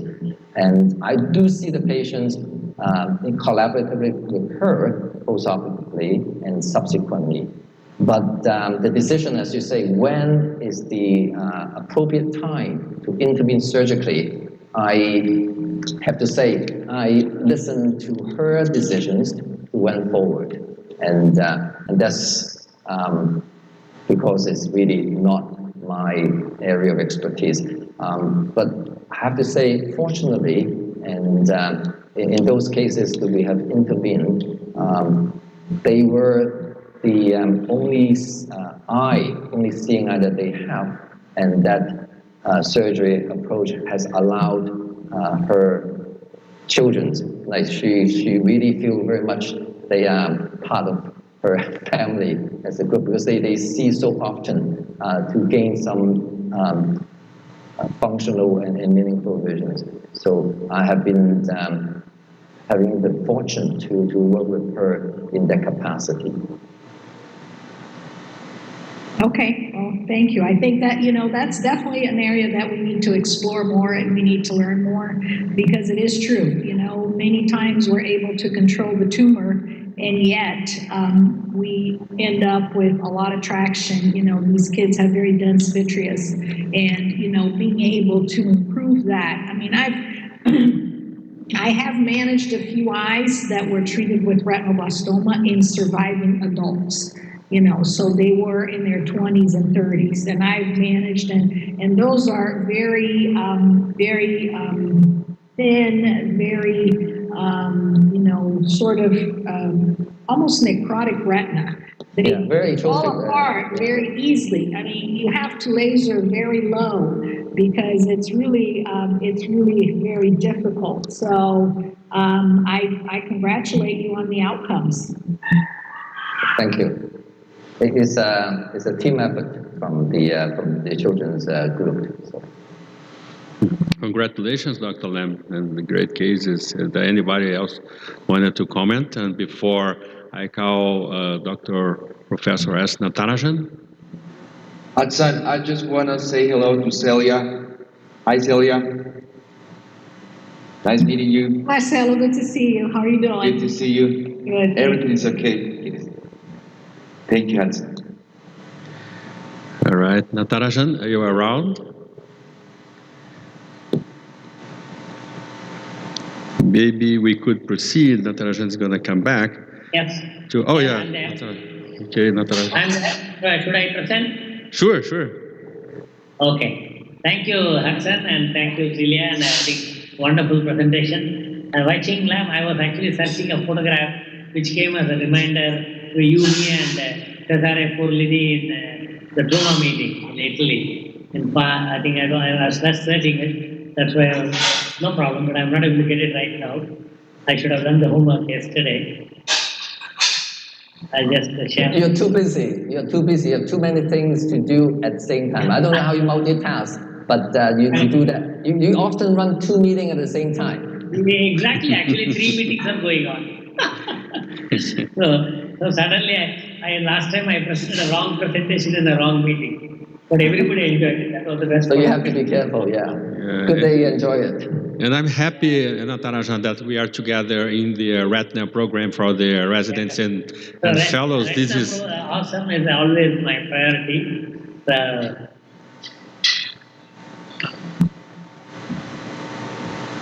you can see my screen? No, not yet. It's not shared. Oh, okay.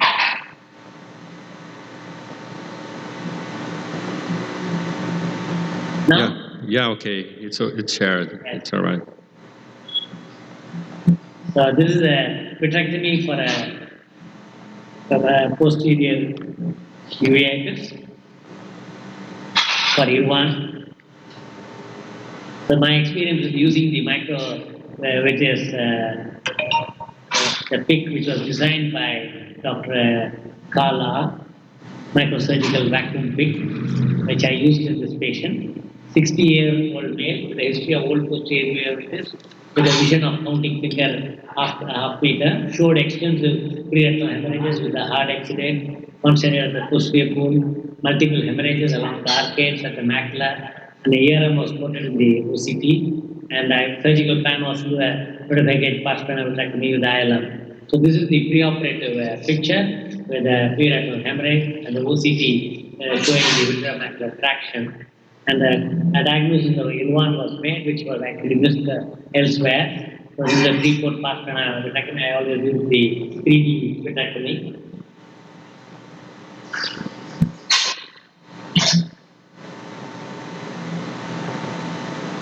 So I'm completing the 3-port pars-plana vitrectomy thanks to the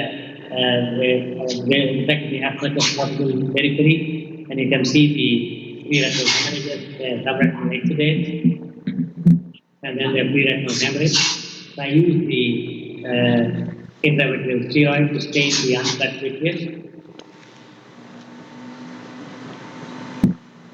And using the vitreous cutter to remove the remaining gel, and you can see the posterior hyaloid is still intact. It is being now trimmed and removed. And you can see the posterior hyaloid is totally removed, and then you can clear the preretinal hemorrhage very easily using the retinal brush.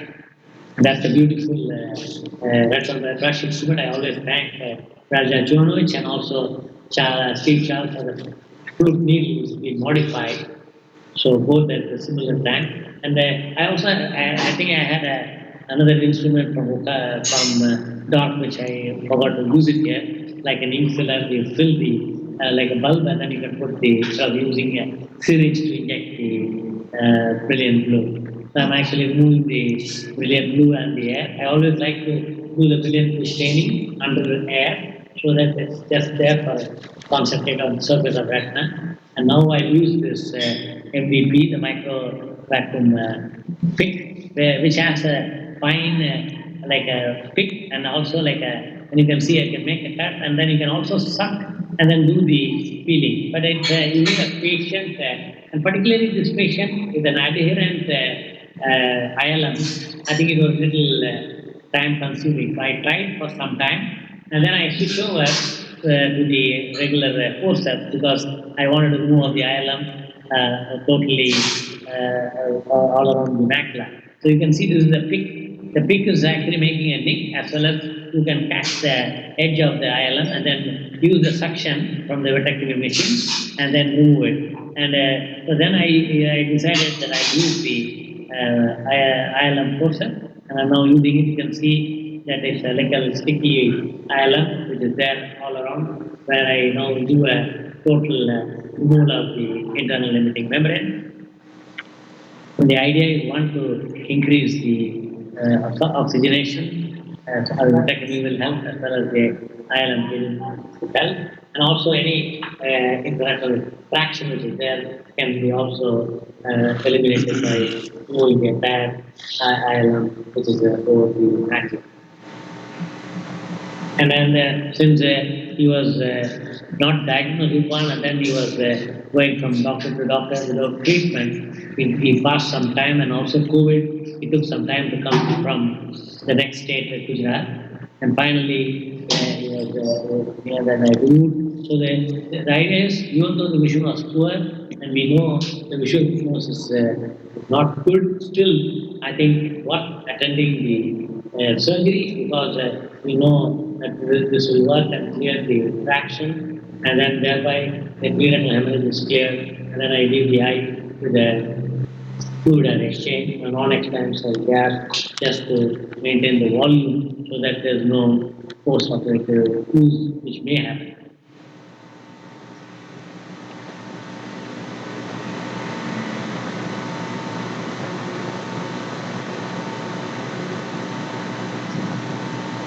So this thing can be used for a fluid air exchange because it's a 25 gauge and a smaller bore.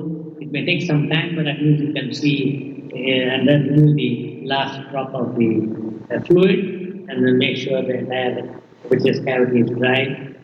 So you can see the last part of the plasma will be removed. And at the end, I decided and gave an intravitreal Osidex as an implant. And this was the first day post-op through the gas. And then this is a pre-retinal fundus photograph, a pre-surgery, and then the post-surgery. About a few days later, it is cleared, and this is the pre-op OCT, and then this is the post-op OCT. And the vision has improved to almost 3 by 60 from counting from the closed phase. So I think you may get a rare case like this, and I think better to refer to the books, and then in case you have not seen that or done before, or discuss with the colleagues and do a vitrectomy. And finally, the patient can benefit. Yeah, congratulations, Natarajan. It's cool that you can use the Osidex just after the approach, and even after you did the ILM, but still Osidex helps a lot if you can do it for all patients. I don't know whether we should do for all patients. I'm not sure. What do you say, Raching? Should we do for all patients? I think in cases of intraocular inflammation, like your case, that you have a concern of that component, I think also that is a wonderful way to be given at the end of the case. And despite the fact that it is a retractomized eye, the release of the steroid is much more kind of regulated. If you use any other drugs, then they tend to get faster currents. And but with Osidex, even in a retractomized eye, you do have a very controlled release of the steroid. So I think it's a great adjunct to do in those cases that you suspect that will have a significant intraoperative inflammation. I think you've done a wonderful case, and you can. There is also a very significant traction component, and it's great to see the patient did so well following the release of all those vitreomacular tractions that was responsible for the kind of very thickened macula. Zelia? Oh, you're muted. Zelia, you're muted. Oh, she's not talking to us. Okay. Yeah. Zelia, you're muted. Yeah, I know. I'm sorry. I was just talking to my husband here. No, I thought it was a great case, and I really liked how you used that pick. I thought that was pretty phenomenal. So that's a good kind of strategy, especially when you have those really fibrotic cases. I mean, recently I dealt with a patient with VHL, von Hippel-Lindau, and multiple retinal capillary hemangiomas, and those are very adhesive and very strandy and very fibrous and very prone to PDR. And I was thinking, I wish I had that pick. Yes. It's nice, very good. And plus it has a controlled exclusion process, which is very good. Exactly. Very nice. And then if you want, you can push back. That's a bone. Very elegant surgery, Maharaj, as usual. Thank you. Marcelo.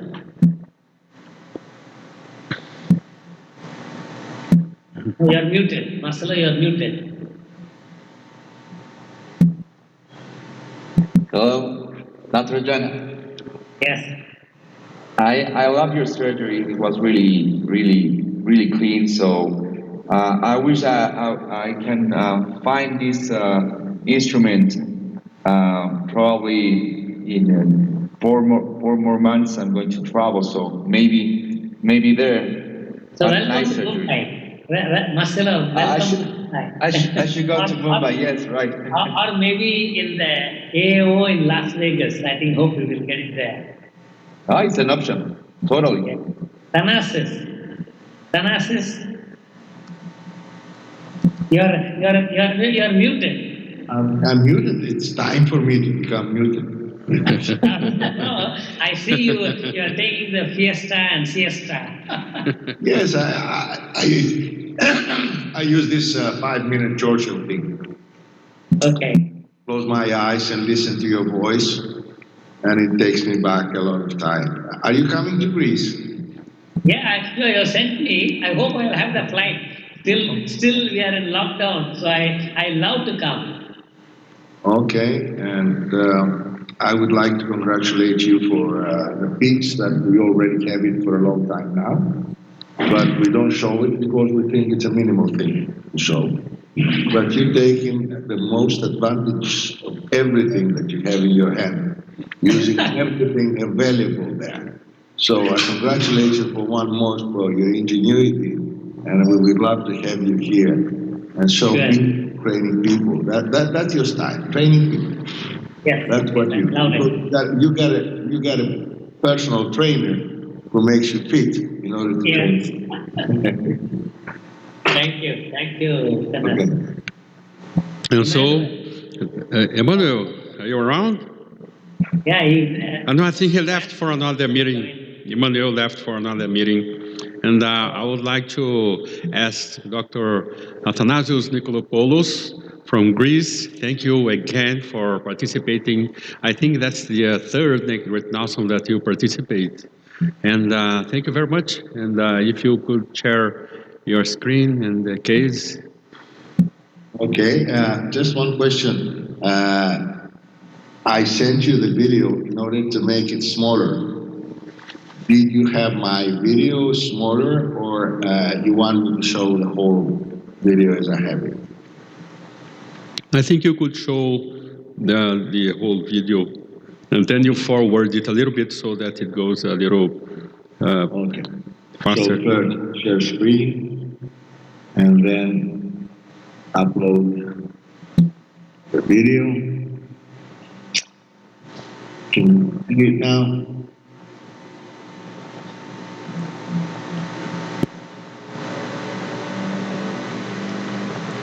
You are not sharing yet. Let me take it a little bit up.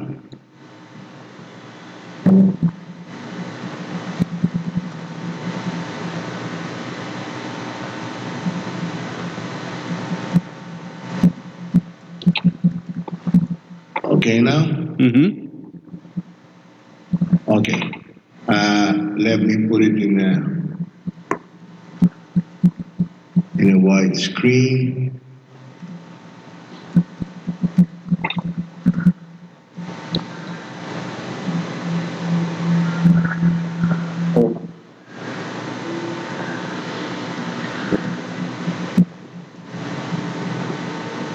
We had a case that it's a rather phenomenal.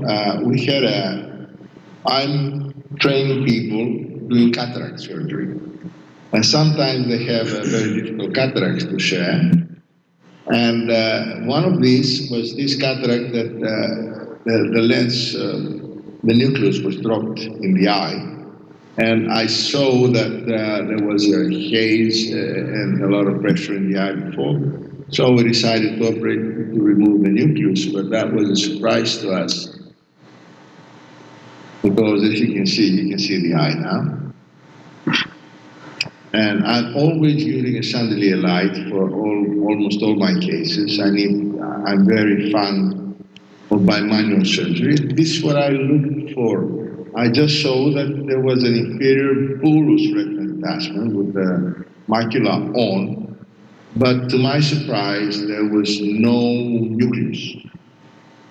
So nothing has dropped in the eye. And I started cleaning the eye and looking for fragments of nucleus, and then I saw this opening here. This opening is very important.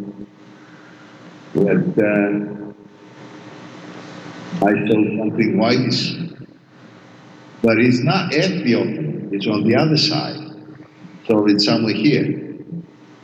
The whitish stuff is here. So I needed to remove everything and then use a fluid needle to suck the fluid beneath.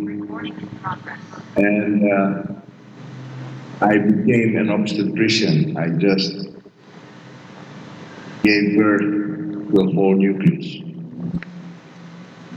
or was sucked in a big hole while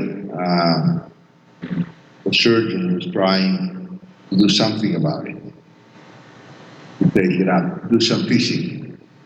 So the fishing ended up with this huge tear, and negative suction took the whole nucleus inside the eye and make this retinal detachment. Now we got a bit of a problem.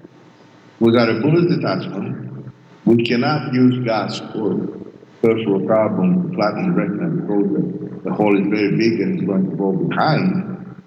And we need to remove a very, very tough lens, which as much as we try to do it, it wouldn't go with 23 gauge.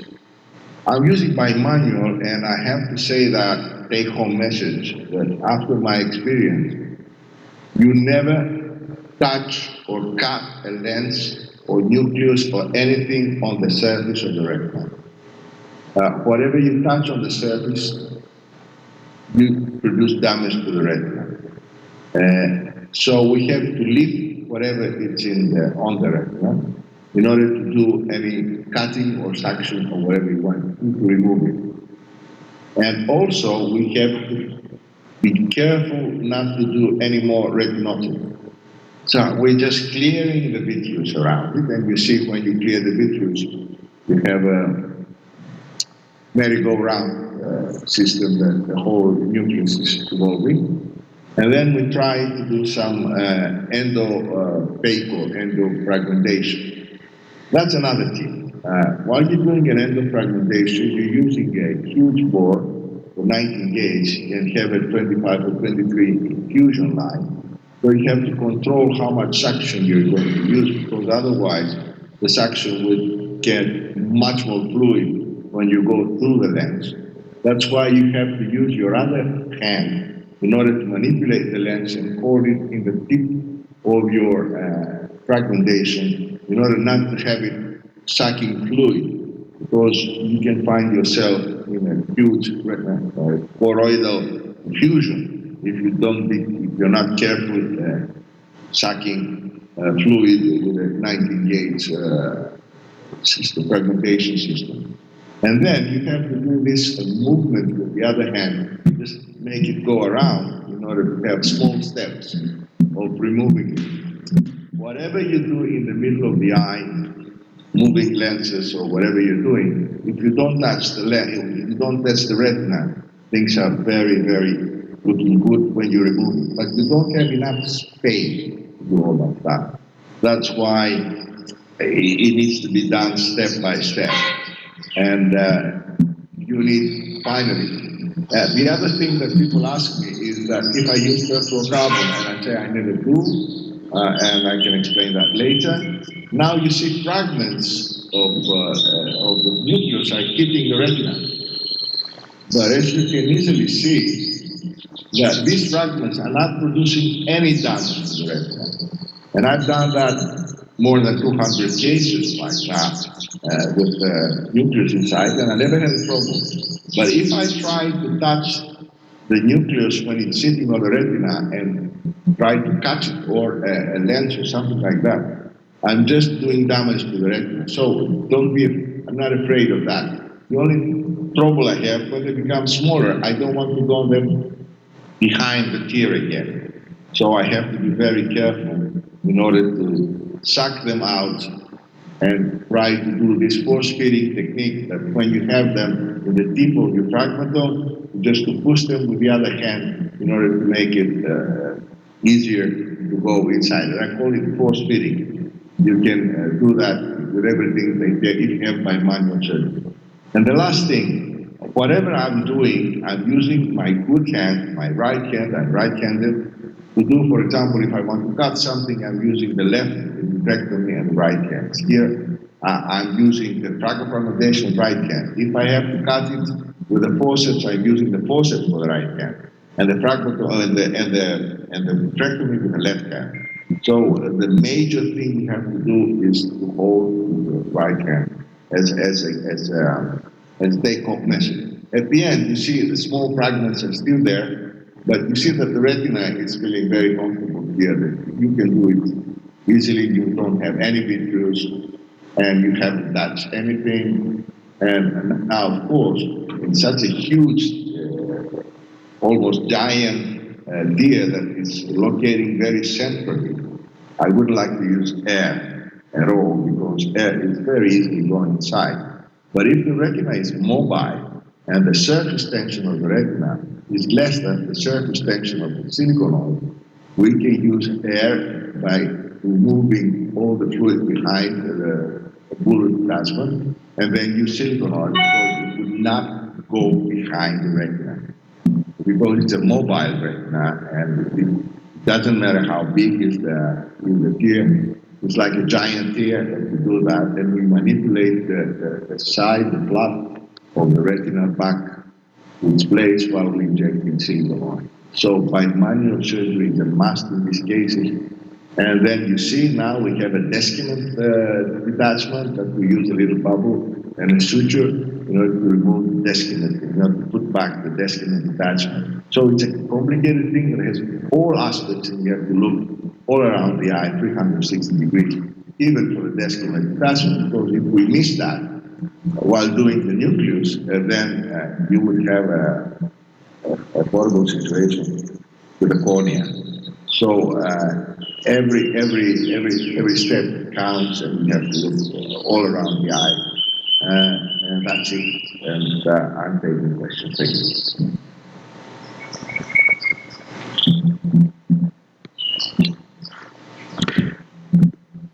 Congratulations, Athanasios. This is good that we discussed this case again, and this case was also sent for the presentation for Cake and Pie because it's a unique case, and we do not see those cases happening, so much. And to see the lens underneath the retina that way, and that could well be due to a complication from the beginning of the surgery. So could that have happened after, as you commented before, the beginning of the surgery, the nucleus dropped, and any action that caused that? The thing that we said to everybody, and I would like to ask you to be patient for half a minute. We try to make a school with doing like you do that. You're doing a beautiful job transferring knowledge. This is what you're doing actually. You transfer knowledge in the easiest possible way. But the vitrectomy and the complicated and the new systems that they come up needs to be trained a lot of people, trained a lot of people in the wet lab. And the wet labs are not very easy to have in vitrectomy and retina surgery. So we made a wet lab in Thessaloniki 10 years ago. And this wet lab is growing all the time with more machines and more everything. And we're going to do it now in between August the 30th and September the 4th for a week. And people are trained, like for example, cataract people are trained to treat complicated lenses. And we use it, and this is also a recommendation. If you go into the internet, ask Bionico eyes with a K. That Bionico eyes is an ingenious system of eyes that you can do everything. You can do eyelid peeling on them. They're not big eyes. You cannot do eyelid peeling or doing delicate things, removing nucleus from big eyes. So we use only these artificial eyes, which everybody, if you learn them, you love them, from Andres Bernal in Miami. And we do this course, and every time that we do this cataract treatment, everybody says, how can I do this, how can I do this? And we tell the people that they do cataract, if you drop something behind the iris, clean up the anterior chamber, remove everything from the anterior chamber, use cannulum, not let any vitreous in the anterior chamber. Don't switch off the infusion, because the beginning that you have a drop thing in the eye, everybody stops pressurizing the eye because they think more vitreous is going to come out. But this way, when you make a hypotomy in the anterior chamber, then the vitreous is coming to the anterior chamber. So there are little tips like that, that if you clean the anterior chamber, clean everything, and if you have also a surface for the lens to put a sulcus lens, put the sulcus lens, close the suture, and leave it. Treat the patient with a lot of corticosteroids, keep him for a couple of days, not the pressure to go up, don't use a lot of filler, don't use a lot of viscose, because this thing is going at the back of the eye, and don't try to save the situation yourself. So if it happens, and it's getting beautifully done, put the lens, clear the anterior chamber, don't let the pressurize the eye. You know that sometimes even trying to remove it, the cornea becomes hazy, and you cannot see how to remove it. So this is the most important thing for a cataract surgeon. Learn how to clear complete vitreous from the anterior chamber. Don't let it do peripheral vitrectomy. Put the lens inside and let it to the retinal surgeon to finish it up. And you don't have this problem. Fishing the eye produces this kind of problem. Trying to fish, trying to get inside in order to have a look, or to remove it, take it outside. Vitreous is very rigid. You don't think how rigid it is, and you can cut down everything. Here, I think he tried to put an infusion, but it wasn't a 4 millimeters, it was an 8 millimeters infusion. He put the infusion behind in order to lift the lens, and he cut the retina at the border. I'm sorry I'm passionate about it, but it's one thing that I'm trying to say again and again and again, and they keep repeating the same mistakes again and again. I don't know your idea. I would like to know your ideas about how to teach people, cataract surgeons, to treat cases when they got a rupture and dropped something in the eye. Yeah, André Jucá, how would you manage that? Yeah, it was really a very nice case. Congratulations, Matthias, for a case like that. We have some a lot of drop nucleus here too, because we work with in a clinic that have residents and they are learning, and this kind of things happens a lot. But all the good advices of Athanasius, they really. I got a friend that he does cataract, and when a nucleus drops, he says my stamina goes down because I know it's not with me anymore. So I relax, and now and say to the patient, you have a problem, and it's with the retina vitreous suture that's going to solve it. And he's very relaxed, and everybody laughs because he's so relaxed like that. Because it's just do by the book. If it's back on the eye, is not my problem. was the tendency of the eye of this happened, I could do anything to avoid it.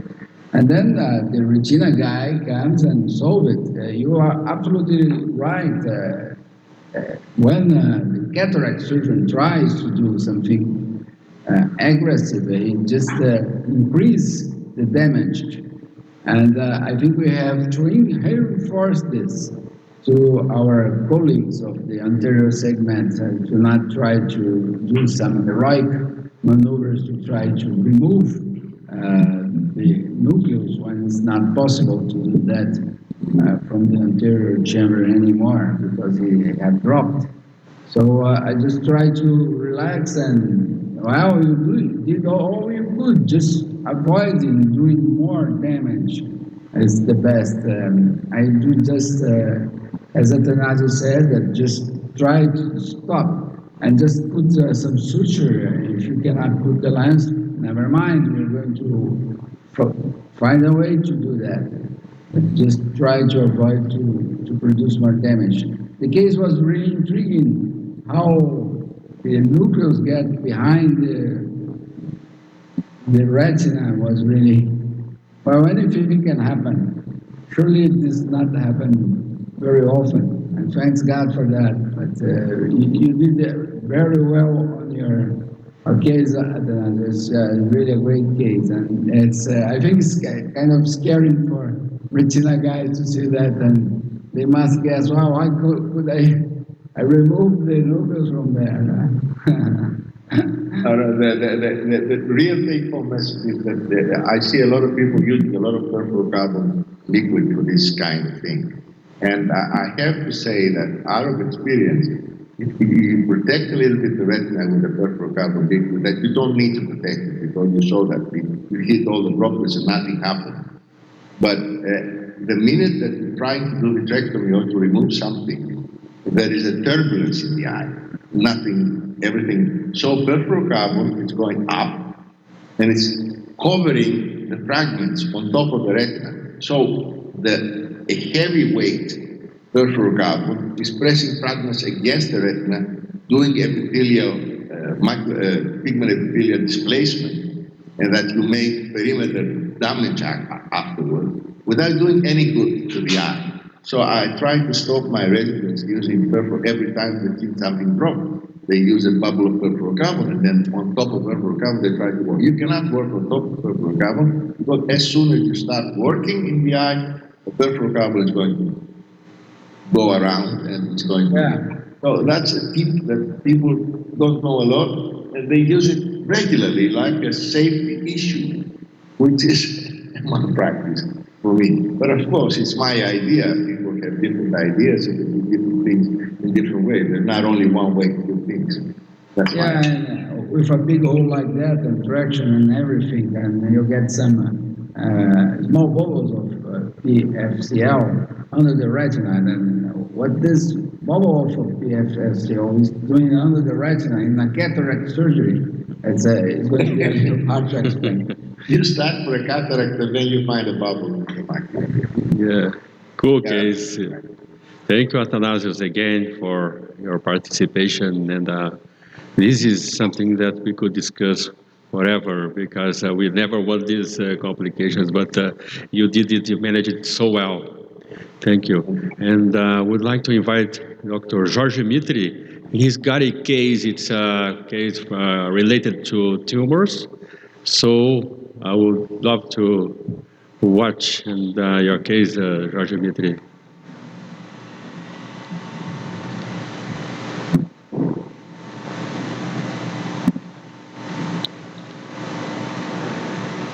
You have to, Hudson, you have to authorize to open my... Okay, because you left and you came back again. Let me just find you here just a second. We do there right now, and you are co-host. Yeah. Good.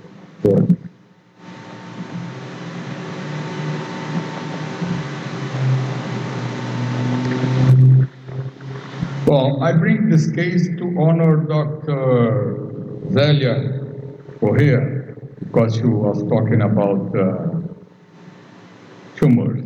So I bring one interesting case. I'm not the expert for this, for tumors, but how my hospital where I work has the plague of iodine 1 to 5. So many doctors use the hospital to bring his tumor case. So I bring one of them. So this is one female, 32 years old, with good vision in the right eyes, and so she is complaining of the left eye is not so good. She already come with the diagnosis of iris melanoma. So this is the photograph she brings to us. So we can see here OCT that shows something in the anterior chamber, but we are not sure it's a cyst or a tumor. So with the photograph, we change the color just to see what is really happening in the upper iris. You see here like a round tumor. So for this reason, she start to see something in the front of the vision.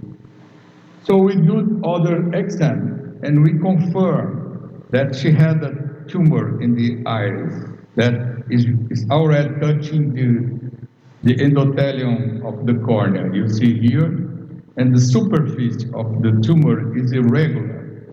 This is not a cyst. This looks like a tumor, really. So this is the side of the tumor, 2.6 of large, and high 5.2, and lateral size is 8.4.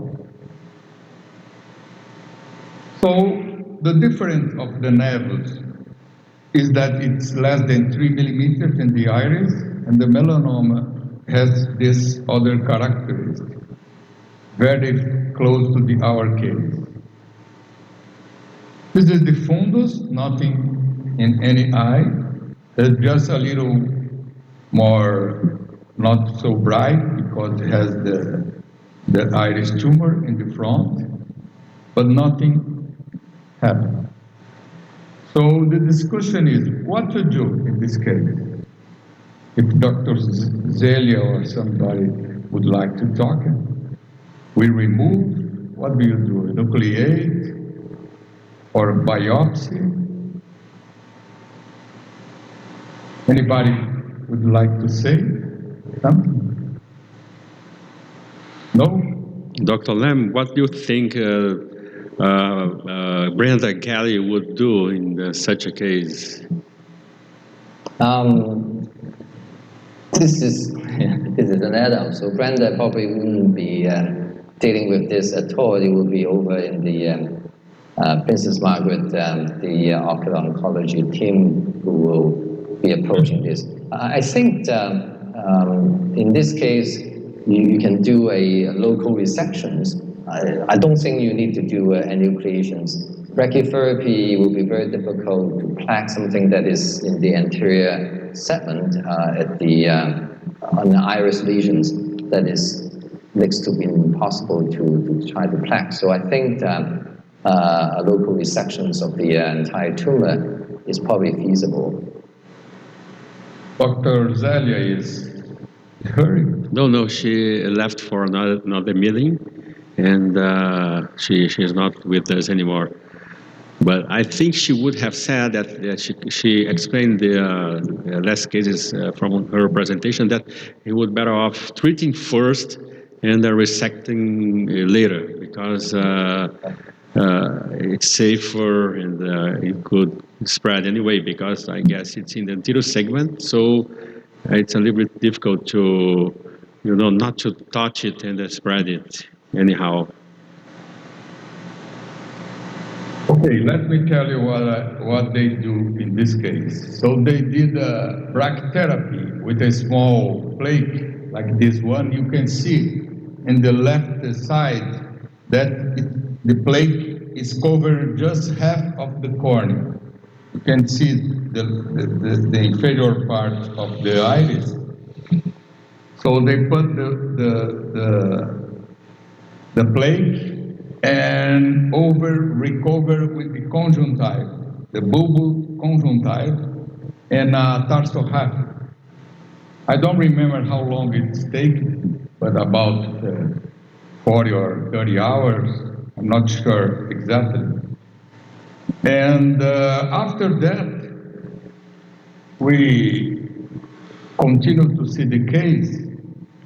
And 60 days after the brachytherapy, what happened is that the tumor is a little smaller.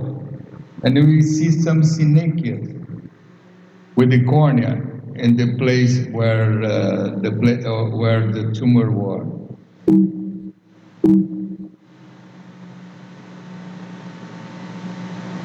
So this is the comparison.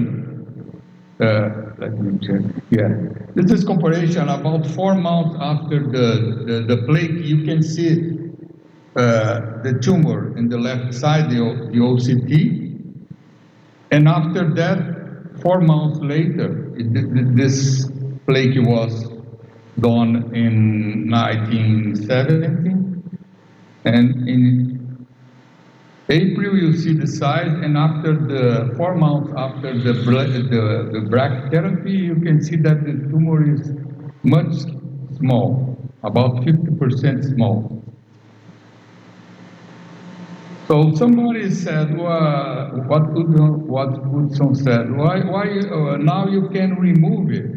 It's a good, you see that the brachytherapy works, so you can remove the rest of the tumor. But this patient lives out of Sao Paulo. She lives in northeast of the country. So she come back 4 months later. So you can see that the tumor completely disappeared. This is in January 1980. You can see. So we start to see. We did the OCT again.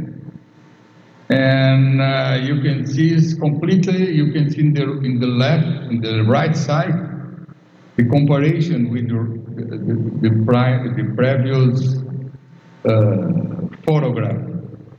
You can see that the tumor is completely disappeared in the OCT. Completely disappeared just with the brachytherapy. We don't need to resection, we don't need to do anything. We see this patient about 6 months ago, 2020, and the tumor is completely disappeared.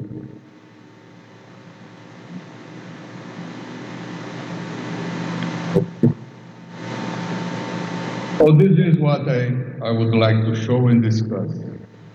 Very effective, the use of brachytherapy in the iris tumor, because he is not so malignant like the choroidal melanoma. It's much benignant then.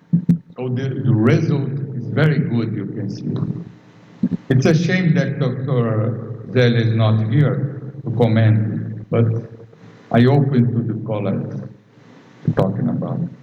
Dr. Dimitri, very nice case. Here is André Jucá. The patient did get some cataract or not at all? Incredible. She don't have cataract and don't have any problem in the cornea.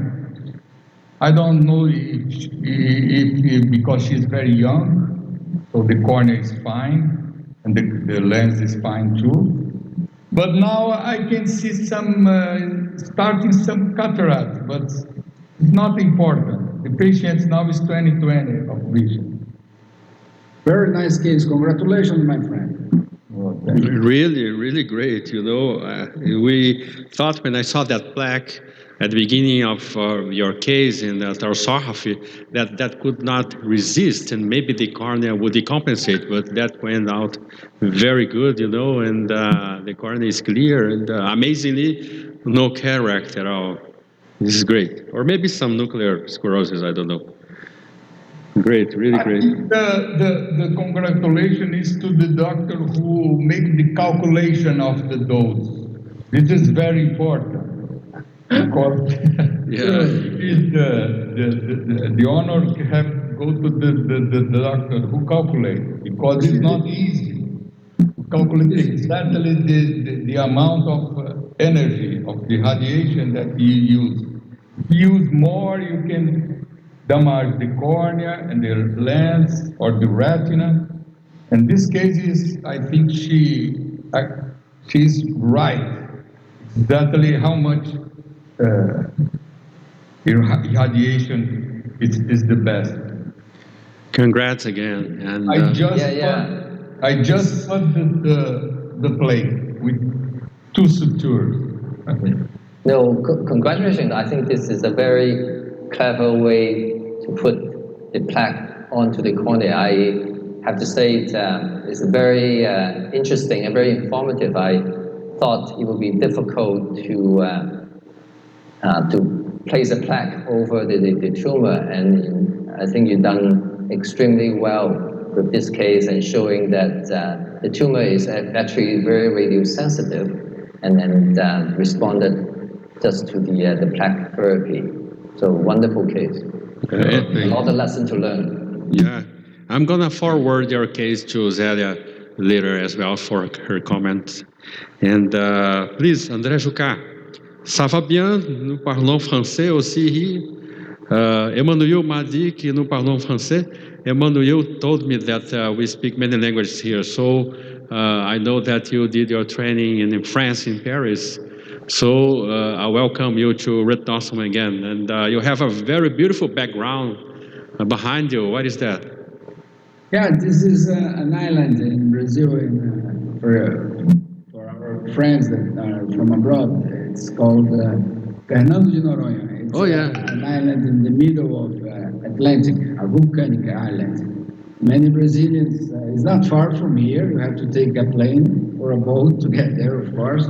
But it's like 1 hour in the plane in the middle of the Atlantic. So it's very nice, it's very pure. And the nature is almost intact there. If anyone has an opportunity to go, it's a very nice place to go. Maybe we could organize a Retinawesome 20 in that place. Yeah. But you know, only a few group of people like Retinawesome are allowed to go, not a lot of people. Yeah, control the amount of people to keep it like a national park. Cool. Yeah. Have you been there? Yes, I have been there once. It's very. I must come back. I'm thinking about inviting all Retinawesome people to go there. You'll never invite me. Yeah, I will. It's very nice. Okay, if you wanna share your screen and your case, André. Okay, I will begin. You have to allow me to share my screen. Okay, just now. All right.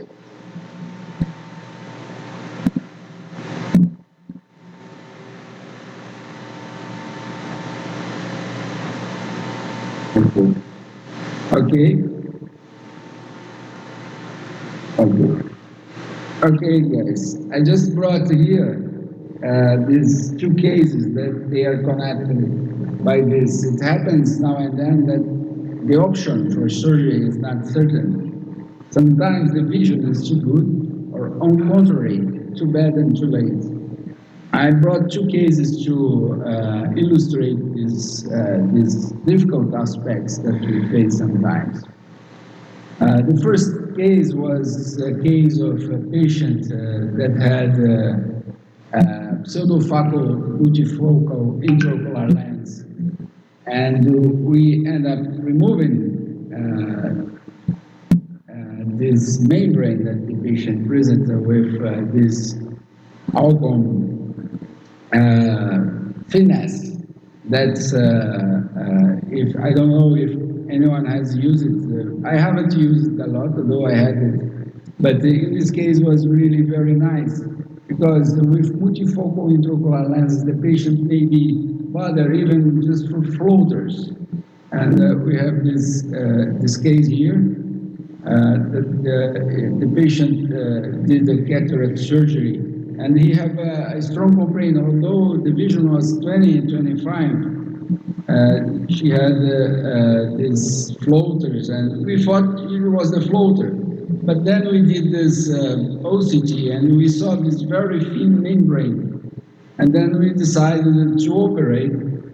At first, only the floaters, but we were doing the surgery already, and there was this membrane. And then we decided just to do one more step and remove also the membrane. Of course, that with this lens, the vision is never the best. And when you're doing MIL peeling, you have to have a very, very clear vision of what you are doing in a 20/25 visual acuity patient with almost no residual refraction. So it was very, she had these strong complaints, although the vision for her visual acuity was 20/25. So here you are on a case that maybe I should not be doing it, and you cannot get out this back of your head when you're doing the case, because the vision is so good. And this look is really nice. Look how nice without touching the retina, the internal limited membrane is removed altogether with the epiretinal membrane. So we are removing the limited membrane altogether with the internal limited membrane. And then the case was really nice, and this was done just 2 weeks ago. And we did the OCT post-op, and the patient was very happy. And you see here the membrane that was cut here, just here. So the patient was really happy, but this is one of these cases that we're just thinking, excuse me, try to escape here and move for the next case. The other case is on contrary. It's a case that we are doing. This I learned many years ago with George Dimitri. He was the first to present this in a meeting in Brazil. He presented in a diabetic case that was very severe fraction, and he just removed the fraction for the posterior pole. And we are going to do that again in this case, because it was a node, and maybe it was not going to be done, but the patient, he was a young, relatively young patient, 51 years old. He had a story of cataract surgery in 2007, and he had this esotropia on right eye and nystagmus. The patient visual acuity was 2800 in his right eye and hand movements on the left eye. He was submitted by me to vitrectomy about a month before. The patient visual condition was long-lasting low vision. However, he complained of progressive worsening of his visual acuity. He has visual disabilities, and we decided to perform in his right eye a more limited surgery with the goal of cleaning the vitreous and remove any membrane over the posterior pole. Since a more aggressive surgical approach that we performed on the left eye led to a very limited subjective visual improvement after silicone oil removal. This limited surgical approach led to a faster and more significant visual improvement. This visual acuity on the left eye improved from 2800 to 2400, compared to with the right eye only had subjective improvement. So sometimes doing less is better. You see, this is the post-op, 15 days post-op. And the other eye, we did the retinectomy, silicone oil, everything, and the vision did not improve. Sometimes doing less is more for the patient. So I would like to thank you for sharing these two cases, and if you have any comments and any experience or suggestions to give, I will thank you a lot. Maybe George Dimitri, that was the first that I heard in Brazil to suggest this limited approach can add something up. Hi, Rajuka. Very good case. I think that you are completely right. We don't have to do a very long surgery and silicone oil and retinotomy. You make a lot of, you produce a lot of ischemia and iatrogen road when you do this in diabetes. The important is just the macula or the foveola. If you liberate it, you do everything is necessary. Congratulations, very good case. Thank you, George. It was a great presentation. I had experience with the finesse system.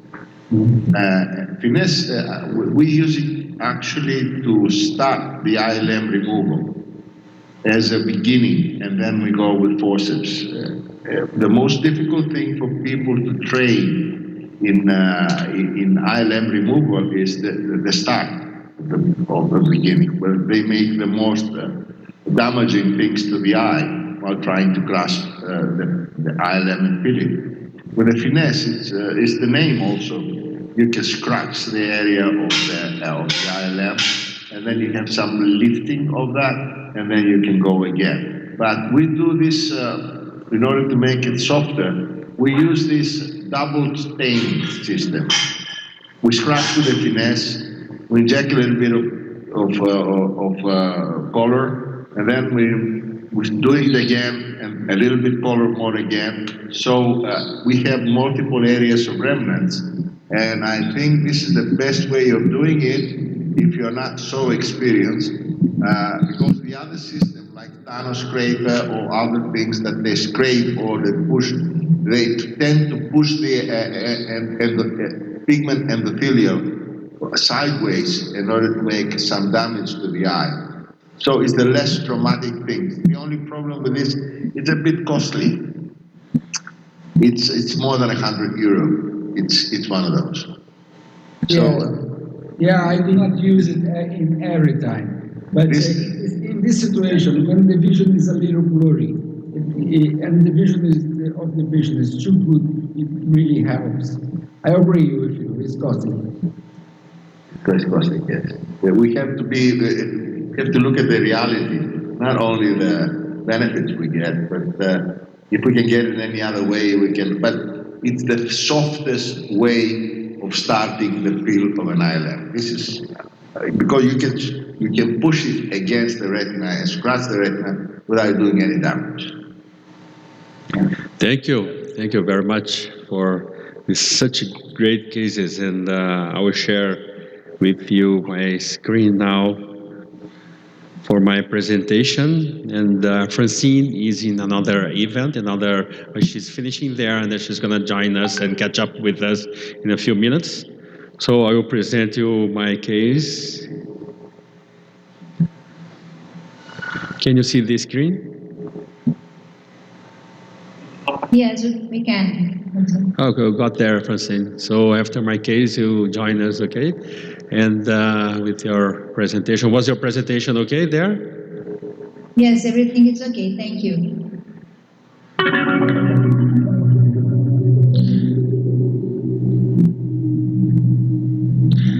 So this is a double peel for diabetic patient. You see, we have these preoperative pictures from the patient with this traction over the macula here, and we have the effects from the traction with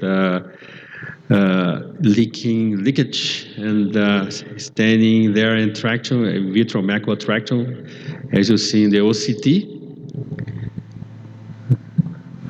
So the patient took too long to seek for attention, and now we had to do something for him, and it's a phakic patient. But before, as I'm telling you, this is we do vitrectomy, but we have to remove this epiretinal membrane beforehand. Otherwise, we cannot do anything. We have to remove it before using brilliant blue, to see the membrane. And as I do that, you see there is a pre-existent macular hole, is a tractional one, just behind the membrane. You see there, this macular hole is not in the position where the macular hole usually are. It is off to the side and below. So it's better for the outcome of the patient. And we are here removing the hemorrhages. And as you see, the patient had this vascular occlusive disease as well. You see the collateral vessels on the optic nerve. We are doing the nerve fluid exchange, and now the macula is free. And since the macula is free, we are staining with brilliant blue. I love staining with brilliant blue. We get a very good view from the posterior pole, and after a complete air fluid exchange, it cannot be only half exchange. You see the whole thing, and now it's easier to grab the internal limiting membrane. Of course, I was extra careful, and here you see when you pull the internal limiting membrane, the whole thing comes together with it because it's very tractional and very adherent. You see the whitish retina underneath there. That's where we have to be extra careful here and not to pull it very forcefully and damage vessels and cause any bleeding. And now here I did the cautery in the hole below where the bleeding was. So it's not a common regular hole, so there is no problem doing the cautery, the local cautery over there, and using perfluorocarbon liquid to actually attach the retina over there, and then the laser in a pump photocoagulation fashion, and now ending the case with a direct exchange of perfluorocarbon for silicone oil. And so that was the case, even though the patient had this vascular occlusive disease, because usually vascular occlusive disease is together with diabetic retinopathy and all sorts of problems, hypertension, and the likelihood of the good outcome for the patient to see is not that good, but to attach the retina, after a while we're going to remove the silicone oil. So it got pretty well. And that was my case. Thank you very much. And I would like very much a comment from Professor Dr. Lam. Hi, that's a very interesting case to, and you handle it very well. I was interested to know if the hole, is that the macular hole that, or you say that it is eccentric? Yes. I didn't quite get it when I was watching. It was interesting because you had this whole membrane, epiretinal membrane over the macula, and we could not see even before the OCT. You know, when we did the OCT, we did not see because everything was like a black. So when I removed the external limiting membrane very slowly, and so we saw a hole that was unveiled there. That was the interesting thing. That's why I put the title "Unveiling the Macular Hole," because it was there, probably caused, and of course caused in this case tractional retinal detachment by the traction itself. So a different mechanism. So it was not central. It was off to the side and inferior. And that's why I attempted to do, and I did actually the cautery at the border, the inferior border of the hole, which was not at the foveal topic site, of course not. And then I could stop the bleeding. And of course I did other things and other cauteries around any new vessels, and the bleeding stopped. And that's how this patient, I'm still seeing the patient, there is no hemorrhage at all. Like, of course, your case is somewhat different because of this big plaque. But as a rule, when we peel epiretinal membrane, in order to avoid having the trauma to the macula or inducing macular hole, it's often best to peel towards the center when you peel the membrane. And in some instances, especially if your preoperative OCT show a very thin roofed of the macula with a lot of cystic changes, it might even reasonable to do so-called foveal sparing peeling, meaning that not actually peeled off the very center of the fovea or the macula to avoid inducing macular hole. Those approach can be anticipated, I guess, if you have a OCT preoperative that tells you you have a very thin root and cystic changes in macula. I guess not in your case that you're showing, but interesting to know. How did the patient do? Yeah, the patient did well. She's attached. She's counting fingers very close. Of course, the hole is not central.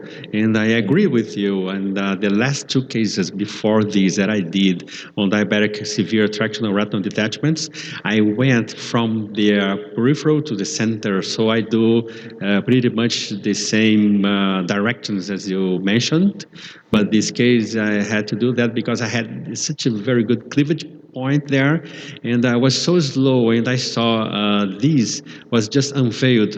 We could see, if we slow down the video, you can see this hole was already there by traction. So, but I agree that in some cases, especially those very adherent membranes that don't peel off and very adherent, really at the macular area, we go from peripheral to center. I think that's the right direction to do in those cases too.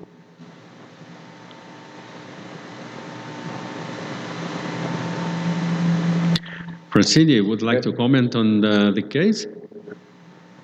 Sorry, Hudson. Yes, thank you. Hi, everybody. Nice to see you all. Nice to see you all okay, with good health. I'm going to share my screen.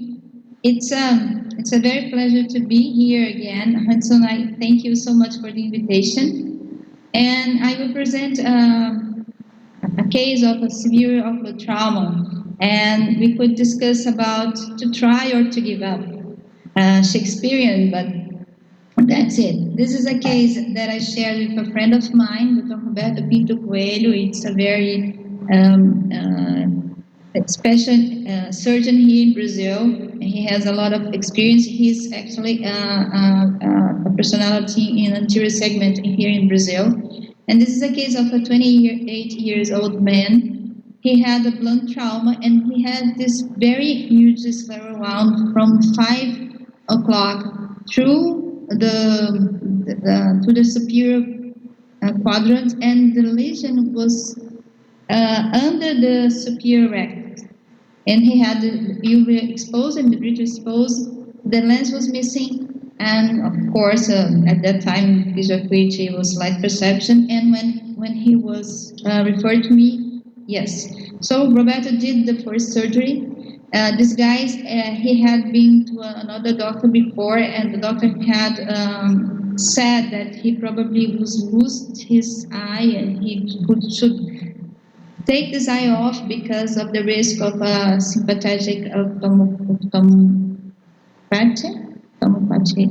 tomopathy, and he refused it. So he went to Roberto, who did the surgery. And then he was referred to me like this. He has an iridia, and he has the retina totally detached and very anteriorized. And then we performed the vitrectomy. We were dealing here with this very fixed retina, and we did the vitrectomy. It's not a very beautiful image, but the case is very nice. Because of this, I'm sharing this with you. So we deal with those very difficult membranes, epiretinal membranes. As you see here, they were very tough to take off, and they were very large. And slowly we were dealing with those retinal membrane with this PVR, and the retina was becoming more free. And managing this, we were very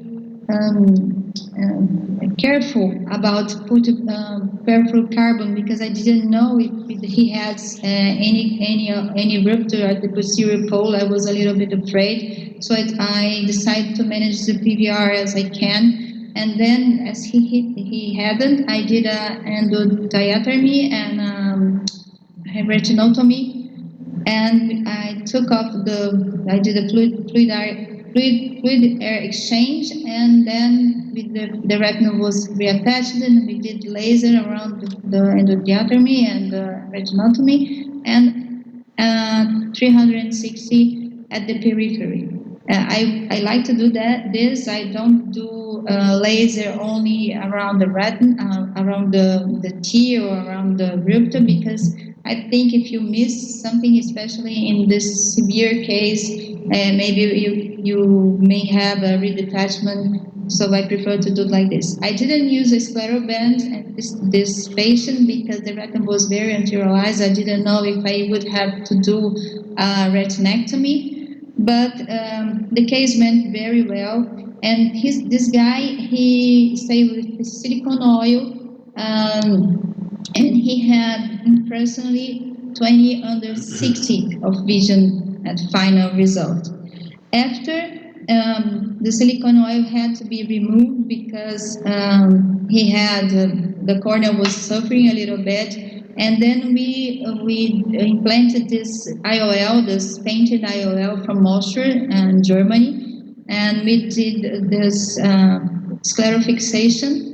I'm sorry because it's a little blurry because in January at that time we didn't know that we had to put the glass behind in front of the cell phone. So this is the final situation, and he was very well. He's very satisfied, and we are very satisfied with this case too. Thank you. It's a small case, but I'd like to be here with you today. What a beautiful case. You switched the outcome from this patient. Yeah.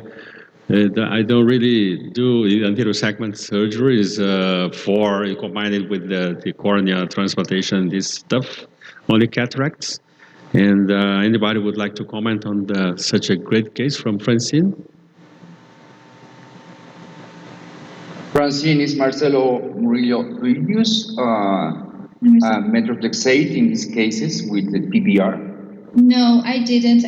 This is not a recent case. This is a case we did 2 years ago before the pandemic stayed. But and methotrexate was not an option at that time to prevent PVR. But successfully, we did not have a PVR or not a retinal detachment after this case. What I do in some cases is to do a triamcinolone, subtenon triamcinolone at the end of surgery. I don't know if it's really helped, but I feel comfortable doing this. So I have corticosteroid more time preventing inflammation, but it's totally off-label, actually. Thank you. Thank you. The point here is, I think we always should try to do something for those eyes, actually, because when you give up from this case, sometimes you may have good results like this.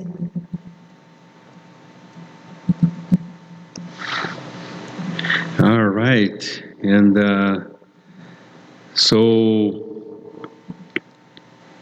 I guess how did you like the case?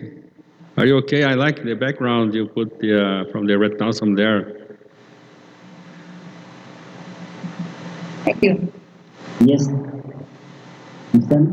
You want to comment on Francine's case?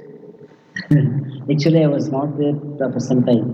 I missed the initial of the surgery. But anyway, at the end, it was very good.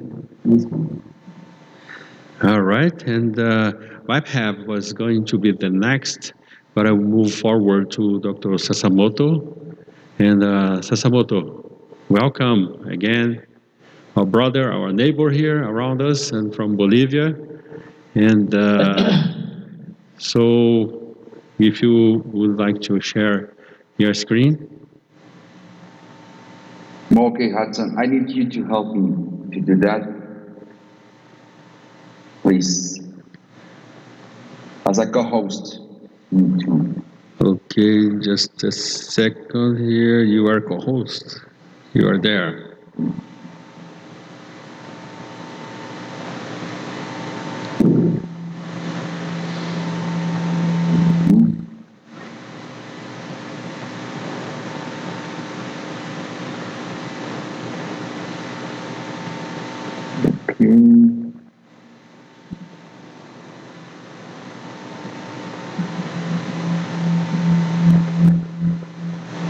Okay, can you see the screen? Yeah, really Yes. good.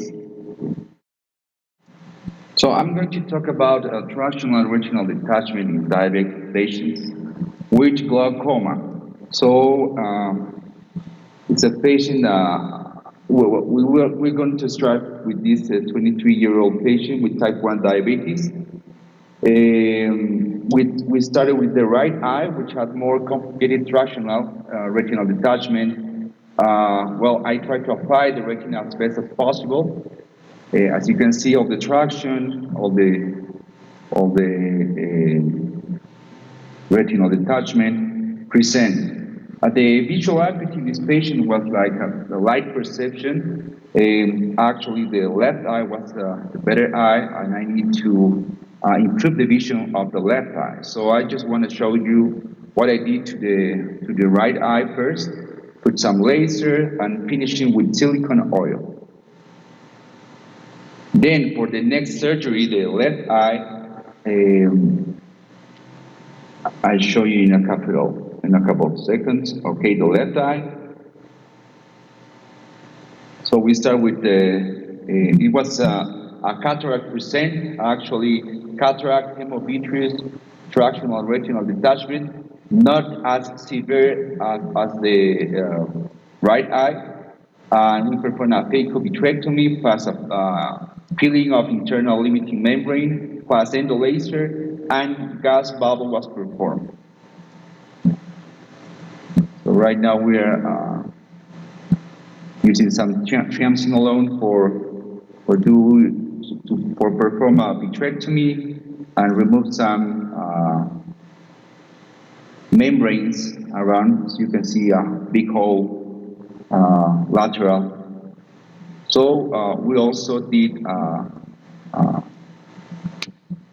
peeling of the limiting membrane.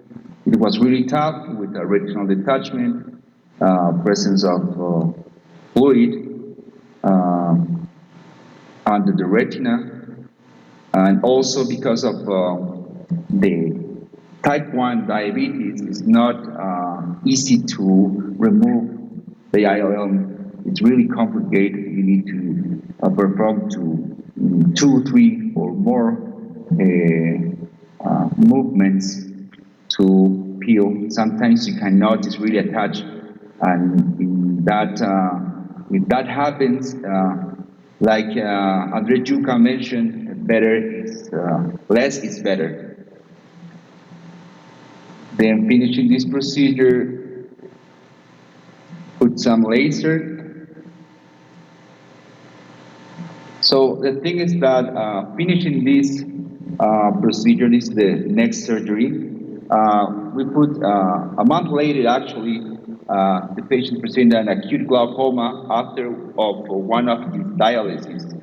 So we put some trocars, as you can see, were placed, and vitrectomy was performed to widen the narrowing of the anterior chamber and allow the AMET valve FP7 tube to enter, because it was really impossible to do that if not with vitrectomy first. So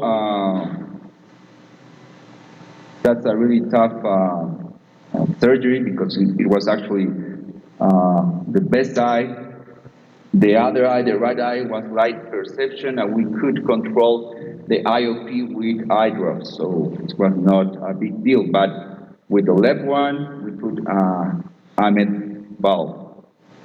The thing is that it's really common in vitreoretinal surgery to have some glaucoma issues and hypertension. Actually, 35% of our patients and the eyes initially experience significant elevation of IOP, more than 30 millimeters of mercury, and if you don't control that, it becomes kind of a chronic glaucoma and it's some complications in the future. So it's something to consider, to have control and to control the intraocular pressure in these vitreoretinal patients. Not only the diabetic, I mean all the vitreoretinal patients.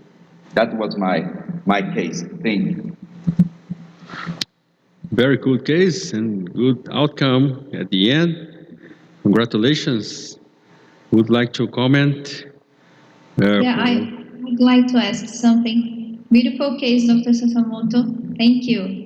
I would like to know if you would consider to put the implant through the pars plana instead of putting them in the anterior chamber.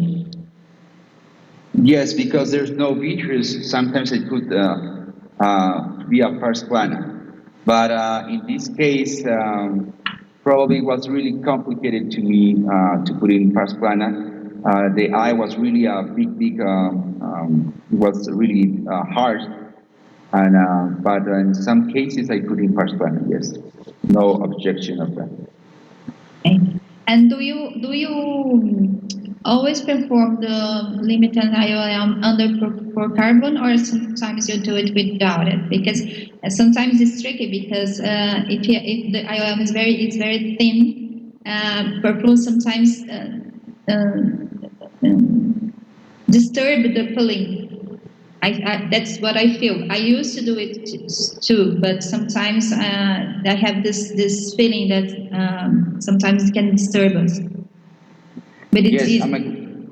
I'm agree with you. Yeah, it's complicated to use perfluorocarbon for the field, but in this case I did not use perfluorocarbon, but the macula was kind of helping me. It was not really moving a lot, so it was really easy to do it step by step, little by little, the peeling. But I did not use in this case perfluorocarbon. But it's complicated to do peeling with that. Mm-hmm. Thank you again. Thank you. I like doing peelings under perfluorocarbon liquid. At the beginning, we thought that could be not so easy, but it's actually when you get the membrane, it's more stable. And if it comes out, and then you're able to get it again. So the trick is not to let it go, but if it goes, you go the same way, and it somehow protects the macula as well. So I'm very comfortable doing peeling under perfluorocarbon liquid. And that's sometimes that the IOM is so thin that you have to grab it many times. So sometimes it's a little bit difficult, but it's easier because what you said, it's more stable and we can do it well. But in some cases are not in this way, actually. Yeah, Dr. Lam, do you like using the finesse, or you're not used to use a finesse for the peeling?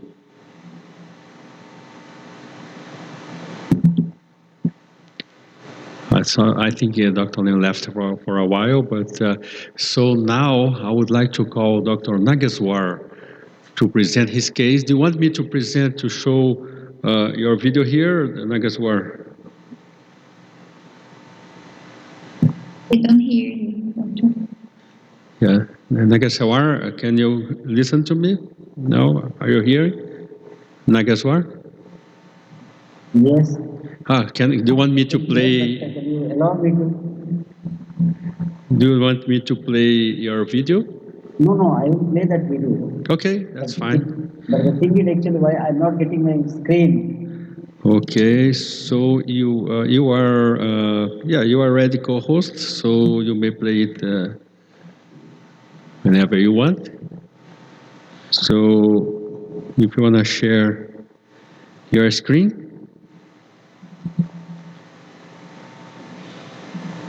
Why? I'm not able to share my screen. Why it is? No? So I play for you, no problem. Advanced sharing options it is coming. Why?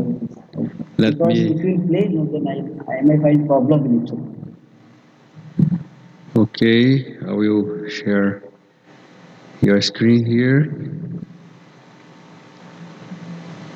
All right.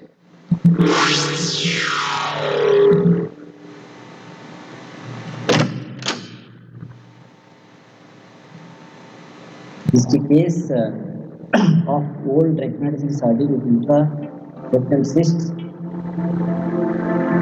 So it's a 13-year-old female. And, she was high myope and had cataract surgery in the childhood. She came with detachment. One eye sees one eye. This is the case. There is, you can see, this is a wall detachment. You can see the demarcation line. There is a cystic elevation of the retina, which is suggesting a intraretinal cyst because in old daddy, this is one of the features of old daddy. And along with that, she probably developed interest detachment also in the peripheral, the peripheral whole, the superior and the infratemporal also. And the view was before because the breathing was not dilating much. So I was trying to remove the vitreous. The vitreous was very sticky. And you can see over this cyst, multiple this one got some neovascular components are there with it, and some subretinal or the intraretinal deposits are out there. Sometimes you may confuse whether it is a cyst or retinospisis. Probably the OCT may help differentiate because older days the clinical picture was suggesting the cyst, but nowadays people are actually using this OCT to differentiate whether the cyst or intraretinal or the retinospisis. But as per the clinical picture, it is continuous with the detachment. It is looking like a intraretinal cyst. So the vitrectomy, peripheral vitrectomy is great.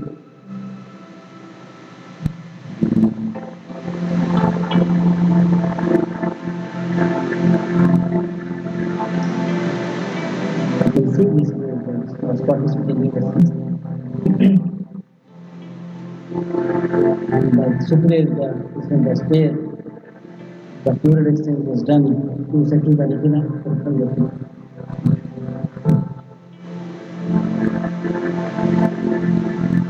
You are going through the hole.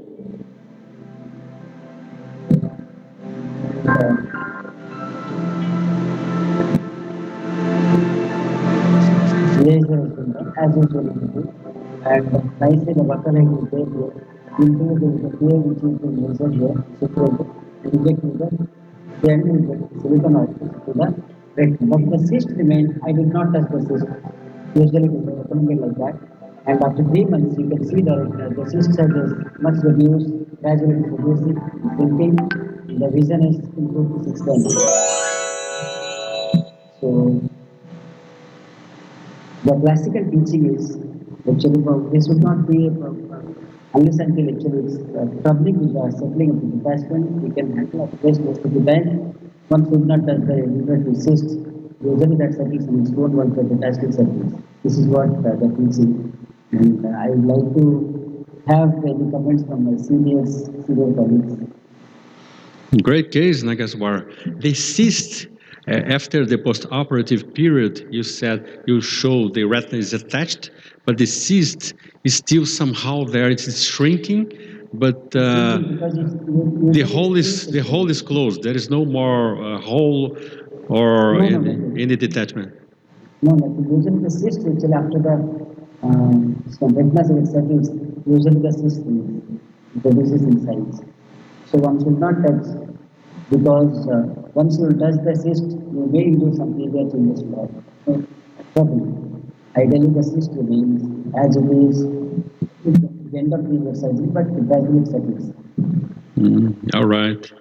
Amadeo would like to comment. Amadeo is a retina surgeon from Philippines. He spent some time here in Brazil as well as a visiting professor years ago when I got to know him. If you want to comment, Amadeo, on Nagaswar cases, then you are free. If not, I would like to comment. So we close the event from Athanasius or Sasamoto. And so, I'm sorry, I didn't understand the nature of the cyst. I'm sorry, but my connection maybe, I feel something here. Did you know? Madam? Doctor, did you know the nature of the cyst? The cyst was... Cyst is intraretinal cyst, the part of the old retinal detachment. Usually once the retina gets old, this is the cystic degeneration of the retina happens. It turns, sometimes you get small cysts or sometimes you get macrocysts, big cysts like this. Okay, thank you. I'm asking because generally when you have cystic image at the retina, it's related to antique or old retinal detachments, and many times they are more stable, more with a wall more fibrotic. And I thought your cyst was a little bit it was soft, and that's the way I thought, because sometimes it could be cysticercosis, but we don't see that eye in the middle of the cyst to think about cysticercosis. Because of that, I was asking you. Thank you. All right, so that was great event, and I really thank you so much. And we enjoyed so much all presentations, and I was amazed by Dr. Zelia's presentations as a keynote speaker, as well her 5 cases. They were amazing, and I'm more keen, as I said, in doing vitrectomy for ocular tumors, of course, Athanasius, after treatment, because I wouldn't do that straight away, because, you know, this is amazing. And I would like very much, Dr. Natarajan, can you hear me? Yeah, I can hear you. I would like, because this, you know, we are so happy to be here, and I'm happy to be here with you and friends and Dr. Lam. And this time, because it's the 10th Retinawesome, and I'm very honored to have you all here, and especially you, Natarajan, that you started with us, as well as Sasamoto and others, André Jucá, and everybody here. I would like to close the meeting with your professional words. And of course, we wish the best for India, for things to settle down there and here too, and all over the world from this COVID things. Sure. So I think it's wonderful to be with you, and then with all the Retinawesome. 10 is a great number, and I think it's very nice to work with you, Hudson, and many others, because we are all friends, but we could not meet physically. But I think you made it possible to mix South America, Europe, Asia, and I think it's really good. I think we may have to have somebody from Africa sometime, so that we have all the 6 continents covered. Maybe the next, in the 11th or 12th, we should have somebody from Australia and the Africa. So I think it's a great learning. Every time we know that we are learning something new and we are contributing, and it's a great thing to work with my team to find out what should I present next, so that we have several cases, and I think we are anxiously waiting to present something new, so that we are happy to share something, at the same time get comments from our colleagues, which is really good. I also enjoy the postgraduate program, fellows program, and as well as even our expert group, where when we have difficult cases, we are able to exchange. And I think one day maybe we should be able to convert all this. Like recently, I'll send you the link. I just come out with a new retina book with 108 authors and 43 chapters with 11 parts of the book, with Peter Wideman giving the foreword, published by Springers. So idea is to learn from each other and make sure we finally are patients better. And is the book is the book already released, Natarajan? The book is already available for? It's available in the Amazon. Cutting Edge Vitreoretinal Surgery. I'll send you the link. Oh, all right. Thank you. 108 doctors, as you said? 108 authors. Wow. 43 chapters. and 11 parts of the book. Great, great. Thank you. Yes. Sasamoto. Tim is here. We introduced Francis, so we also had some program, and then I'm still yet to work with her on a Rotary Club of Brazil, and here Mumbai we want to do something on the diabetic retinopathy screening. So again, that's an international cooperation we are getting through Retinawesome. All right, Okay. all right. I haven't forgotten, Professor Natarajan. The pandemic had slowly a little bit the things, but we are going to talk about it. So. Yeah. Yes. Thank you. Bye. Bye, everybody. Bye. Bye.